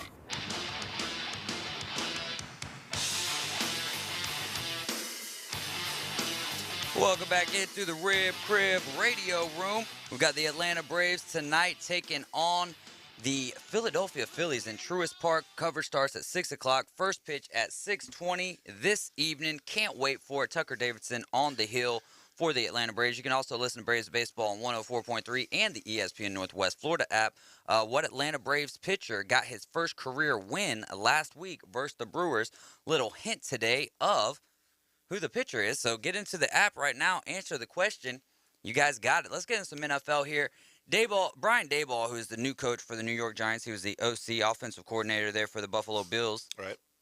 He says that he's going to turn Daniel Jones loose this year. Do you think that Daboll is going to be able to turn Daniel Jones' career around, head it in the right direction? I mean, I think he has a great opportunity to be the person that can do that, right? You've seen how how Josh Allen came out in his first season, and his statistics were just unbelievably low, and he really helped turn him into an unbelievably great all-star performing level quarterback. And I don't know necessarily that he's going to be able to do that with the same Duke quarterback that we have in Daniel Jones. Is it possible? Yes, he has the arm strength, but his accuracy hasn't been there, and it's been 4 years now. So I would say that it's unlikely he's going to go in there and make the same changes that he did before. He did such a great job with Josh Allen. That's true, but we're talking about two different quarterbacks, Josh Allen was a guy who has more of a chip on his shoulder, right? Because coming from Wyoming, didn't really have all of the same colleges looking at him. Whereas Daniel Jones, in my opinion, is almost like one of those entitled fellows, right? Like, how did this guy get drafted so high? You know what I mean? Now, there had been something that the Giants were looking at, and it made them use the pick on Daniel Jones. They moved up to get That's what I'm saying. They moved up to get Daniel Jones. So I'm not quite sure there. So I just don't think that there's a real chip on Daniel Jones's shoulder. It's like Baker Mayfield. Why he has a chip on his shoulder, I'll never understand. You're number 1 overall draft pick. You know what I mean? So with Daniel Jones, and a lot of the times, the guys without the chips on their shoulder, Tom Brady, great example, right? I think Tom Brady had probably one of the biggest chips on his shoulders. It was just silent. Yeah. You know, but that's normally how the chips on the shoulder guys are. Before his first game ever, he walked up to Robert Kraft and said, "You drafting me at 199 was the best decision you've ever made." Yeah, you got to have a lot of confidence. That's a pretty big chip before you've ever even played. Drew Bledsoe still has the ball in his hand. He hasn't even gotten hit yet. Yeah.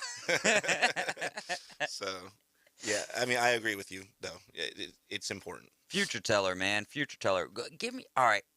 Christian McCaffrey, Derrick Henry, Alvin Kamara, Ezekiel Elliott, all poised. Well, really, you look at Zeke and Christian McCaffrey, they're on like a 2-year decline right now. Kamara, I think the loss of Drew Brees had more or less anything to do with his decline last year. Henry was the injury, but according to an article that I read on ESPN today, Henry's due to take a dip this year. It's hard to keep up, right? I mean, he was on pace for 465 carries last year before he got hurt there in Week 9. Had 10 touchdowns, boatload of yards, close to 1,000 there. Of these running backs, which one will have the worst year? Like, do you believe Christian McCaffrey can come back and be healthy for a full season? Or do the Panthers need to kind of cut back on his carries this year? Well, I don't think that they need to cut back on his carries. I think that he's more than capable of doing the job that he's getting paid to do. It's whether or not he can get healthy enough before they put him out in the field. You can't rush somebody out there in a sport that's as aggressive as football is. Even Clay took almost 1,000 days to come back from his injuries. Yeah. And that's basketball. And don't get me wrong, there's a lot going on with the legs in basketball, but there's probably an equal amount going on in the football world. And so if you don't give them the ample amount of time to heal the way they need to, you can't expect them to be the person that they were before. So for me, I would have to say chances are unlikely. Chances are unlikely. I think that he'll be the one, McCaffrey will be the one that has maybe not a worse season, but an equal season to last year, which wasn't a good season. What about Derrick Henry? Does he bounce back from the injury and continue to kind of carry the load for the Tennessee Titans, or do the Tennessee Titans work in Haskins in a little, or Hassan a little bit more? Do they figure out another type of offensive game plan to not, just give Henry all of the workload, especially early on in the season? Because reading that article, the guy was like, well, it's hard to do. And it's like, you missed the best part of Derrick Henry's numbers. Go back and look at every single one of his years, and it's like the first 8 weeks of the season, even at Alabama, the first 8 weeks of the season is like, all right, man, he's doing, he's doing the thing. Then you get to the last weeks of the season, and it's like, oh my gosh, can this dude be stopped? He's he kind of warms up as the season goes. And if he happens to get one of those unfortunate injuries, then that's the only thing that really slows him down, as we've seen. Mm-hmm. Whether they're offering him 19 carries or 37 carries, he's there and ready to do it no matter what. I do think that they need to put Hassan in there. I think they need to relieve him of some of those. If they can keep him around 22, that's where they need to keep him. You want to extend this guy's career, not follow in with what people think that he's going to have a lesser season next year. Mm-hmm. I don't think he will have a lesser season. He was injured for so long that he only had 937 yards, which is great. Don't get me wrong, it's top 10 numbers. But for him, that's relatively low. Yeah. And I don't think that he'll do that again. I think he'll surpass that, and I think he'll probably be in the, he won't have another 2,000-yard season again, I don't think. But I think he'll be relatively close to the 1,500-yard range. Yeah, I mean, it's the Titans are definitely not rebuilding, and they're poised to, at least be in the playoffs. But you've got so many... No A.J. Brown, right? The offensive line has kind of been retooled, so there's not, no veteran on the left side with Roger Saffold at left guard anymore. And then A.J. Brown, so it's Treylon Burks now, and then also with the whole Ryan Tannehill, Malik Willis thing, I don't know why people are insisting upon thinking that Malik Willis is going to be starting in his first year by any stretch of the imagination, but the rumors are there, and you already know what the chirping is going to start sounding like if Ryan Tannehill doesn't get off to a quick start. So there's a lot of question marks around the Tennessee Titans, just overall. You know what I mean? So do the Tennessee Titans need to go ahead and start looking at their future at running back in a different light now with the shelf life of running backs? Well, I mean, you always have to do that, right? You have to be prepared to lose any running back within a 3-year time frame because that's that average shelf life of them in their entirety, right? You're very fortunate if you can stretch somebody out to 5, 6, 7 years and then possibly get some trade bait for them. And, of course, that's the decision that they're going to have to make. What I worry about is their wide receiver core. That's where I think you guys need to work. Is Robert Woods going to be healthy this season? I think it was a great pickup. Is Austin Hooper going to come back and play the way he did in Atlanta and not the way he played with Cleveland? Yeah. Because he has great upside if he can play the way he played when he was a rookie. So for me, I think you guys really need to focus on, like you said, you definitely need a little bit of line work. I would definitely pull in somebody else in the wide receiver world, try to get a free agent somewhere. OBJ. Absolutely. I was just going to say but that. Then you got Robert Woods and OBJ coming back from injuries. Tough. And that's a risk that they have to take in the NFL. But we do know that there was a lot of wide receivers that didn't get drafted this year that could also be a good possibilities for people to come in. You're just not 100% certain, but you know that they need something in that particular area. What about Alvin Kamara? What does his year look like this year? I would like to think that he's going to have a bounce back year. Will he serve a suspension for what happened at All-Star Weekend?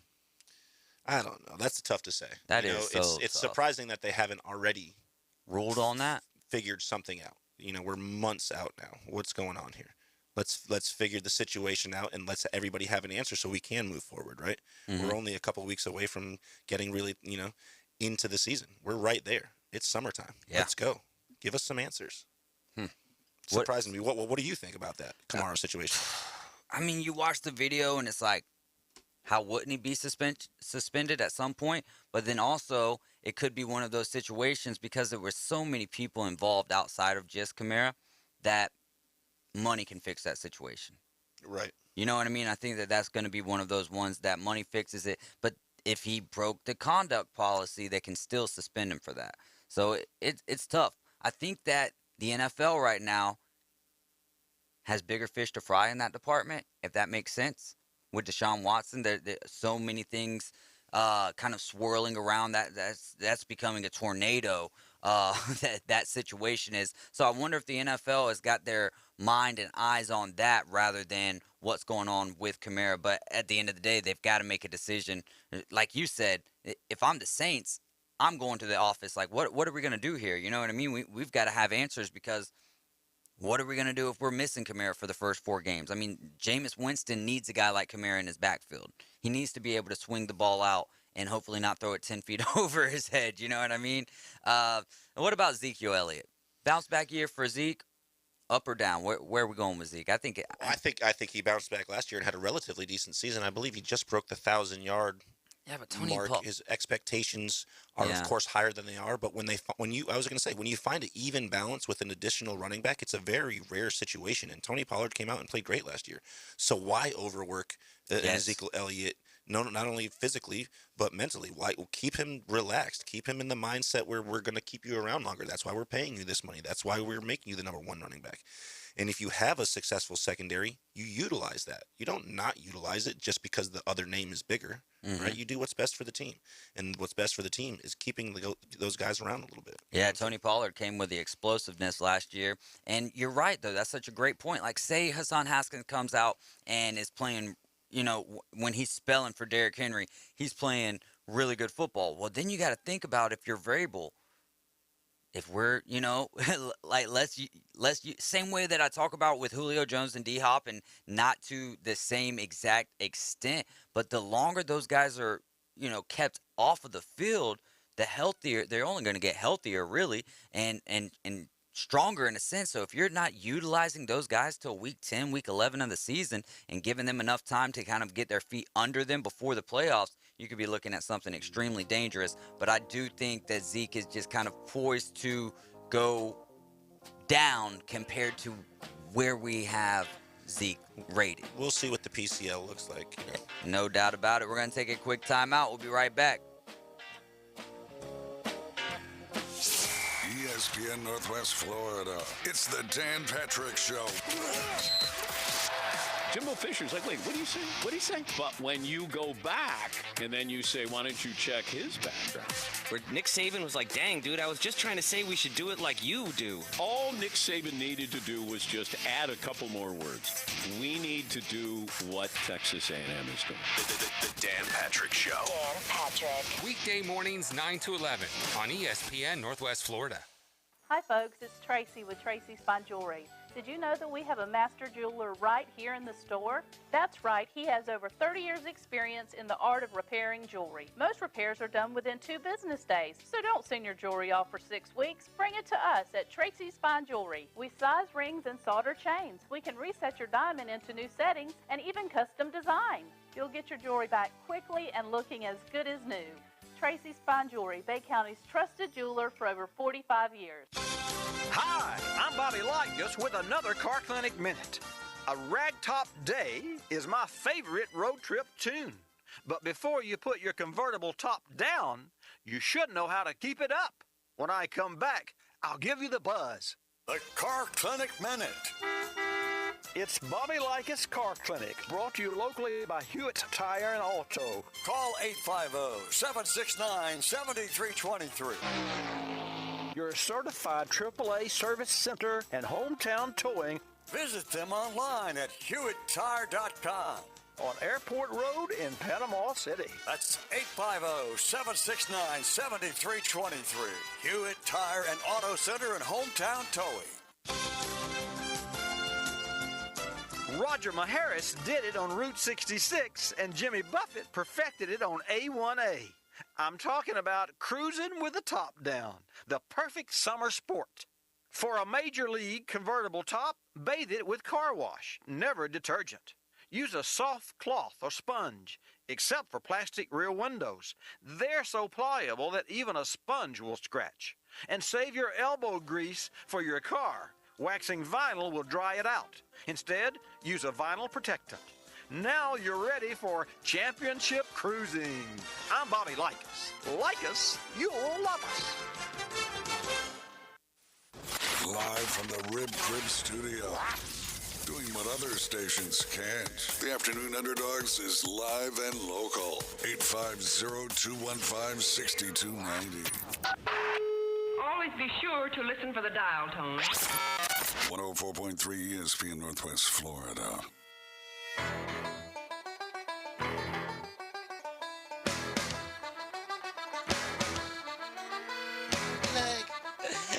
Here in the Rib Crib Radio Room, this is Boston Tim's World. We're just living in it. I played this song for him. He loves it. Boston T, what's going on, my friend? Not much, man. Just climbing up the sailor rail, broke my leg. Now I got a peg. It is what it is. Coach James Hale Show right here on 104.3 ESPN Northwest Florida. Most SEC and local sports coverage. Gator fans tune in Wednesdays at 8:30 for the latest insider info from Mark McLeod, sponsored by Sykes Concrete. Justin Herbert or Patrick Mahomes has more passing yards, not touchdowns here, passing yards. Oh, I think it's going to be Herbert this year. Yeah. Yeah, I think he breaks out. I think losing Tyreek makes a big difference for Patrick. So I'm going to go with Herbert. He's going to have more total yards this year. Yeah, I'm actually going the same way. The biggest reason is Tyreek Hill. The second reason is I have high hopes for the Chargers. I think that I even am going to peg them to win the AFC West this year, but they put themselves in predicament sometimes, like the game against the Texans last year, where it's like, how do you lose that game when you're in the playoff stretch? You know what I mean? And you lose kind of lopsidedly. So I do think that Herbert is going to have a lot more passing yards. I mean, 500 more passing yards possibly than Patrick Mahomes because of no Tyreek Hill. It's going to be interesting to see, but I'm going to go with Herbert on this one as well. Let's go with passing touchdowns here, sticking with the AFC West, because I was going to just ask the boring old question of rank the AFC West quarterbacks, but instead, why not just try to get into some statistics here? So Russell Wilson, Derek Carr, which one of those guys has more touchdowns this year? Oh, that's going to be a tough one. I think I think Russ is going to have a great opportunity over there. I question whether or not he's going to have his full staff. Apparently, they continue to have issues over there. But the same thing is going on with Derek, right? They're having very similar issues. I think it's going to be Derek. He's been with the Las Vegas a long time. They're very consistent. He's relatively consistent. And he really hasn't broke through as the quarterback I think that everybody expected him to be, and I think he has that opportunity this year. So I think last year was his breakthrough year to deal with all of the animosity or just all of the craziness that the Las Vegas Raiders were dealing with last year. Now you're getting a premier target in Devontae Adams. I think that the answer is Derek Carr. You never know with Russell Wilson. Russell Wilson might have the best wide receiving core that he's had in some time. I mean, you got DK Metcalf and Tyler Lockett, but over here, now you got some good pieces over there in Denver with Jerry Jeudy, Tim Patrick, Cortland Sutton. I think that Russell Wilson definitely has some talented targets, but I'm going with Derek Carr for more touchdowns overall. Yeah, I think I agree with you. Let's look at the top two best running backs in the NFL right now. It's really not even that close. Nick Chubb, honorable mention for sure. Dalvin Cook, when healthy, Alvin Kamara, all of those guys can fit into this conversation, but it's Jonathan Taylor. It's Prince Jonathan Taylor and King Derrick Henry right now. Which one of these guys has more yards this year? Well, like we discussed before, I think that they're going to probably take the opportunity, utilize their secondary, and really reduce some of the touches that Derrick Henry has. And I think that they're going to be consistent with Taylor, right? I think that he's going to have another great season. I don't know necessarily that he'll jump up there to 1,800 yards, but I think he and Henry will probably be 1 and 2 if they both stay healthy, both of them in the 1,400 to 1,600 yard range. I just think that Taylor most likely will have the better season. When you put in receiving yards added in, I don't think that it's going to be very close at all. But I'm going to give Derrick Henry the nod one more time. But it's about – I wouldn't even be surprised that if this is the year that Jonathan Taylor, if both of these guys are healthy for the full 17-game regular season schedule, I'm giving the edge to Derrick Henry now, but I'm not going to be surprised. Like, Jonathan Taylor is who we thought he was. Right. You know what I mean? Like, coming out of college, Wisconsin, we were like, oh, that dude's going to be so good. Then I feel like his senior year just wasn't as explosive as what we were used to seeing from Jonathan Taylor. Now he's the real deal. I think his name's hitting the headlines the way that it did after his junior season. People were really focused on him in his senior year, and he didn't necessarily look exceptional, but he did have a good season. Yeah. All-American, hands down, he was fantastic. But like you said, you kind of expected a little bit more after his junior year. You're going to see some similarities in this year, right? You see 1,800 yards, 18 touchdowns, only 3 fumbles, which is still a little bit higher than you'd like it to be, but 3 fumbles when you're carrying the ball as much as he is, pretty unbelievable. Let's go touchdowns. Who gets the edge in the touchdown world? Rushing touchdowns. Of the 2 or of all running backs? Of the 2. Of the 2?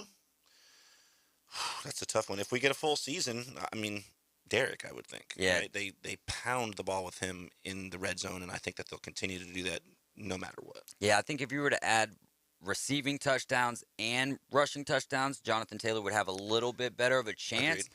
But 10 touchdowns in 9 games is what Derrick Henry had last year. Right. If we're even close to that next year, he'll surpass the 20 mark. Yeah. Whereas opposed to Taylor averaged just over 1 per game. Yeah.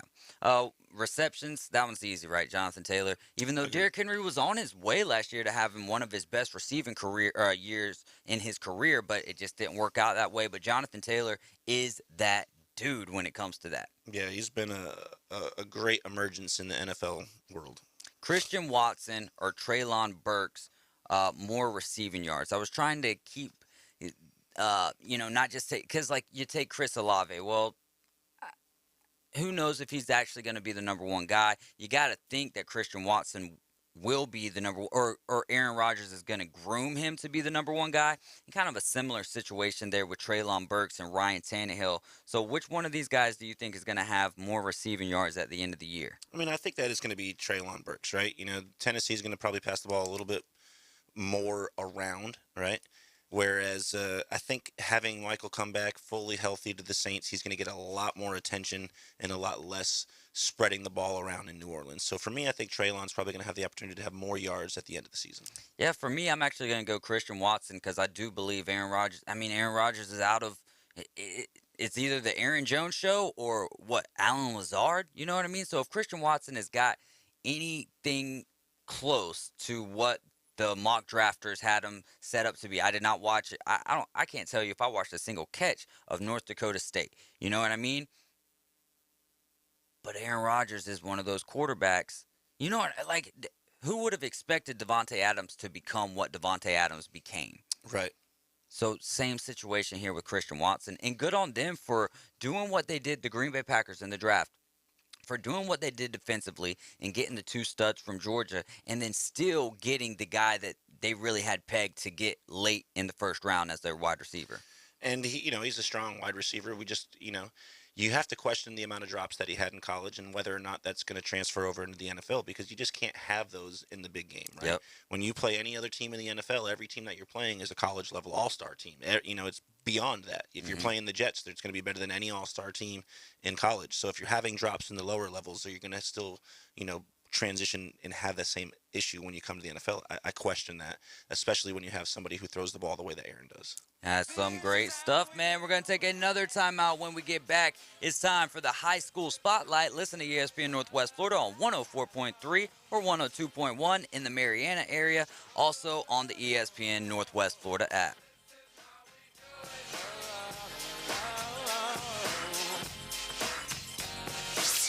ESPN Northwest Florida. Colin Cowherd. J.J. Redick had called out like basketball players like in the 50s, 60s, and he said, these guys are Bob Cousy's playing against firemen and plumbers. Jerry West wasn't too shabby, and we must have had the best firemen and plumbers on the planet at the time. The Herd, weekdays 11 to 2 on ESPN Northwest Florida. My weather forecast overnight, spotty showers and thunderstorms roaming around, mostly cloudy in the low 70s, light southeast winds. The chance of showers and thunderstorms will continue Sunday and Monday. A blend of sun and clouds in the low 80s each afternoon. and it looks like the water temperature in the Gulf is 80. This weather forecast has been brought to you by KHS and Associates, your source for affordable medical insurance. For 104.3 and 102.1 ESPN Northwest Florida, I'm meteorologist Tim Root. If you're looking for a better car buying experience, Panama City Toyota is the place to be. And right now, during our Summer Starts Here sales event, you'll get 1.9% APR plus no payments for 90 days on great new Toyotas, like the comfortably cool 2022 Camry, our sporty 2022 Corolla, and set your sights on new adventures with 1.9% on the 2022 RAV4. Call or visit our website, where you can reserve your new Toyota in about 5 minutes. For details, visit PanamaCityToyota.com. Offer ends May 31st. At Brock Lawn and Pest Control, our goal is to prevent pests from entering your home. Our Inside Out Pest Prevention Program is built to treat the problem outside before it's ever a problem inside. It's like an invisible barrier around your home. Although quarterly treatments are generally administered outside, if there's any problem inside, just give us a call and a Brock technician is on the way. Our Pest Prevention Program is not just limited to the every 3-month service. Brock's here for you anytime there's a problem, inside or out. Brock Lawn and Pest Control, our family protecting your family since 1968. Living on the Gulf Coast, we have beautiful beaches, clear water, and amazing marine life. Want to bring a piece of the ocean into your home or office with an amazing aquarium? Gulf Coast Aquarium, the area's only certified platinum CChem dealer. Their staff are all certified CChem specialists. Gulf Coast Aquarium can install, design, maintain, and finance your own piece of the Gulf. Gulf Coast Aquarium, powered by CChem, with over 40 years as a U.S.-based manufacturer of quality aquarium products. Online at GulfCoastAquarium.com. Gulf Coast Aquarium, where it's more than just a tank. From Mariana to Panama City, from Southport to Laguna Beach, this is the Panhandle's home for live and local sports coverage. Now back to the Afternoon Underdogs, live from the Rib Crib Radio Room, ESPN Northwest Florida.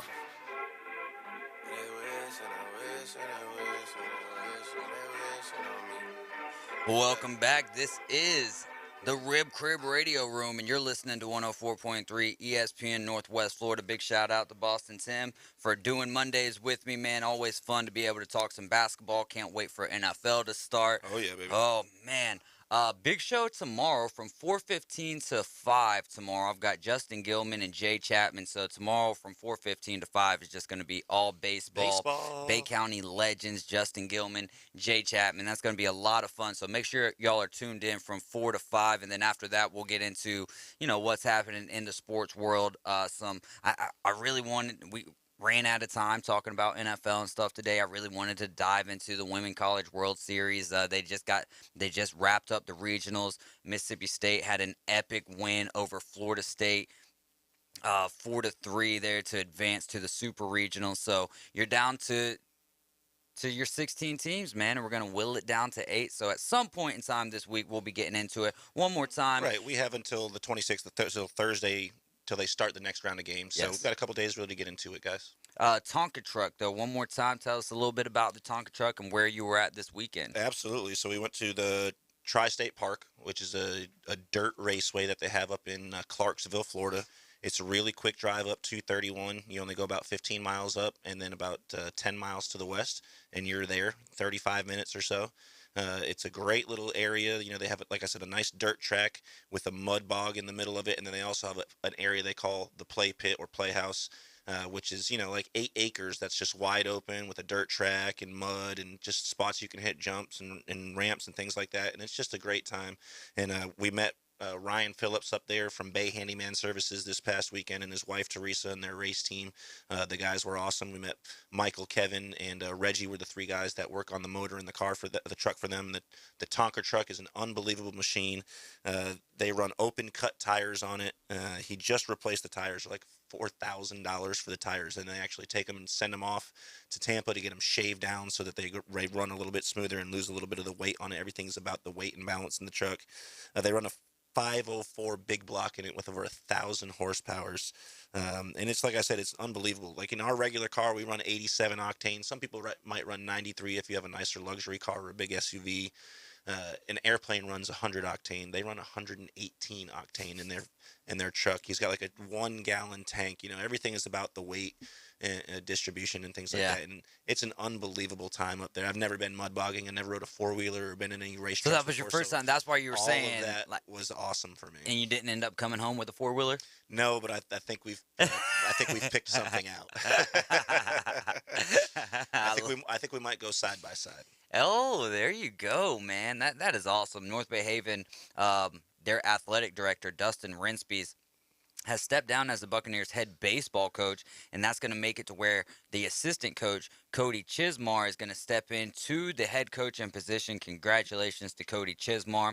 Chipley's they retired Trent Forrest's jersey. I don't know if you guys remember. He played there with Chipley, graduated in 2016, goes on to play basketball at Florida State. Then he signed with the Jazz, played in 60 games last year. They had about 200 people attend the ceremony, and the kids got a lot of autographs and the chance to take pictures and meet Trent Forrest there. That's awesome. So Trent said, he gave a quote to this is WJHG here. At one point, I was those same kids looking up to the guys that were in high school that went off to college. So I was the same way. So for me to come back and have the kids come out just to give them somebody that was in the same shoes, it means a lot to me. So, wow, high character guys, love it. You know what I mean? Love it. And also, not too many people are headed to the league from this area in general, but Chipley as well. You know what I mean? So, big shout out there to Trent Forrest. Yeah, really cool. He was born in Dothan, Alabama, and came down in his schooling years, played in Chipley, did very, very well.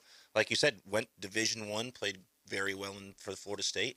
Drafted to Utah. He averages about 13 minutes a game.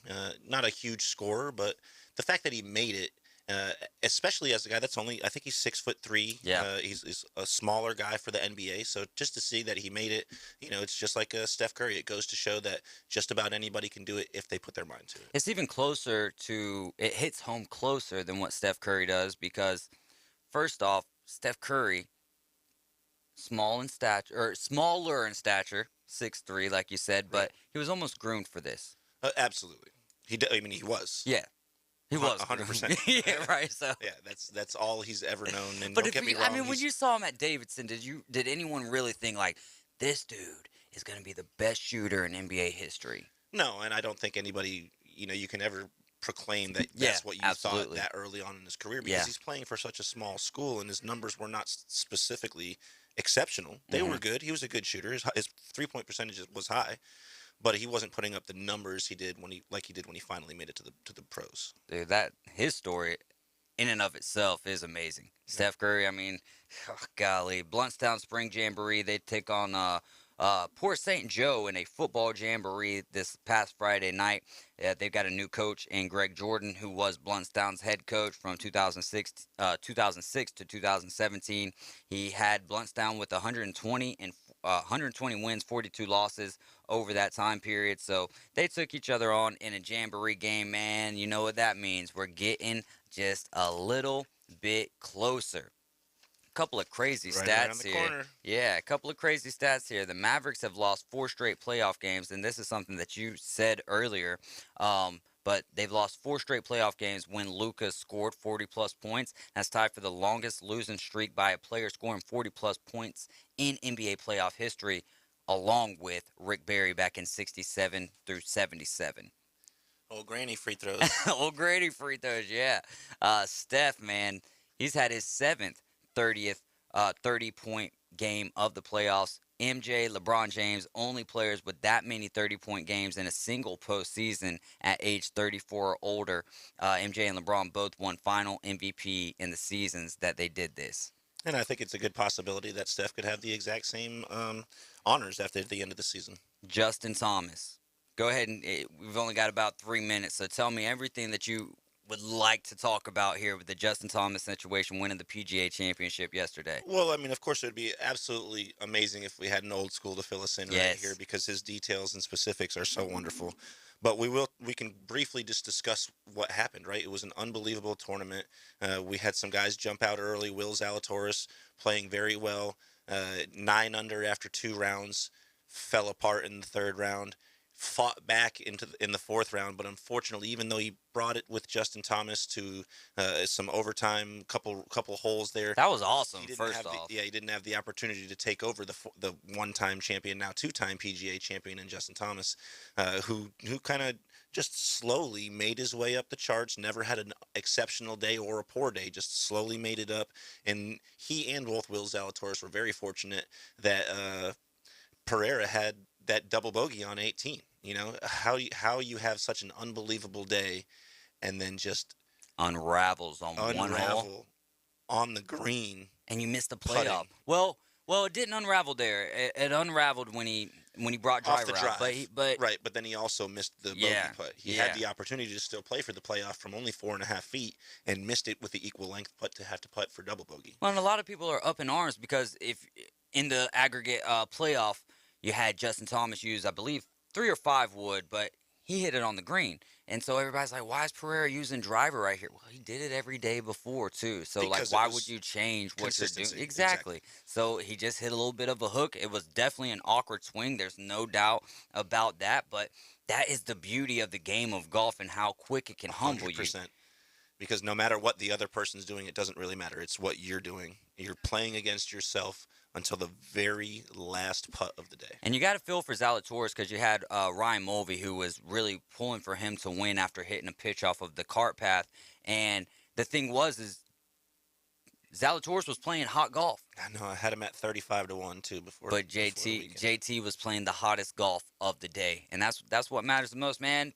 BT, thanks so much for being here with me today, this afternoon. I got to go catch a Lightning game, so I am out. I'll be back tomorrow at 4. Coach James Hale live at 7 a.m. Let's go Celtics.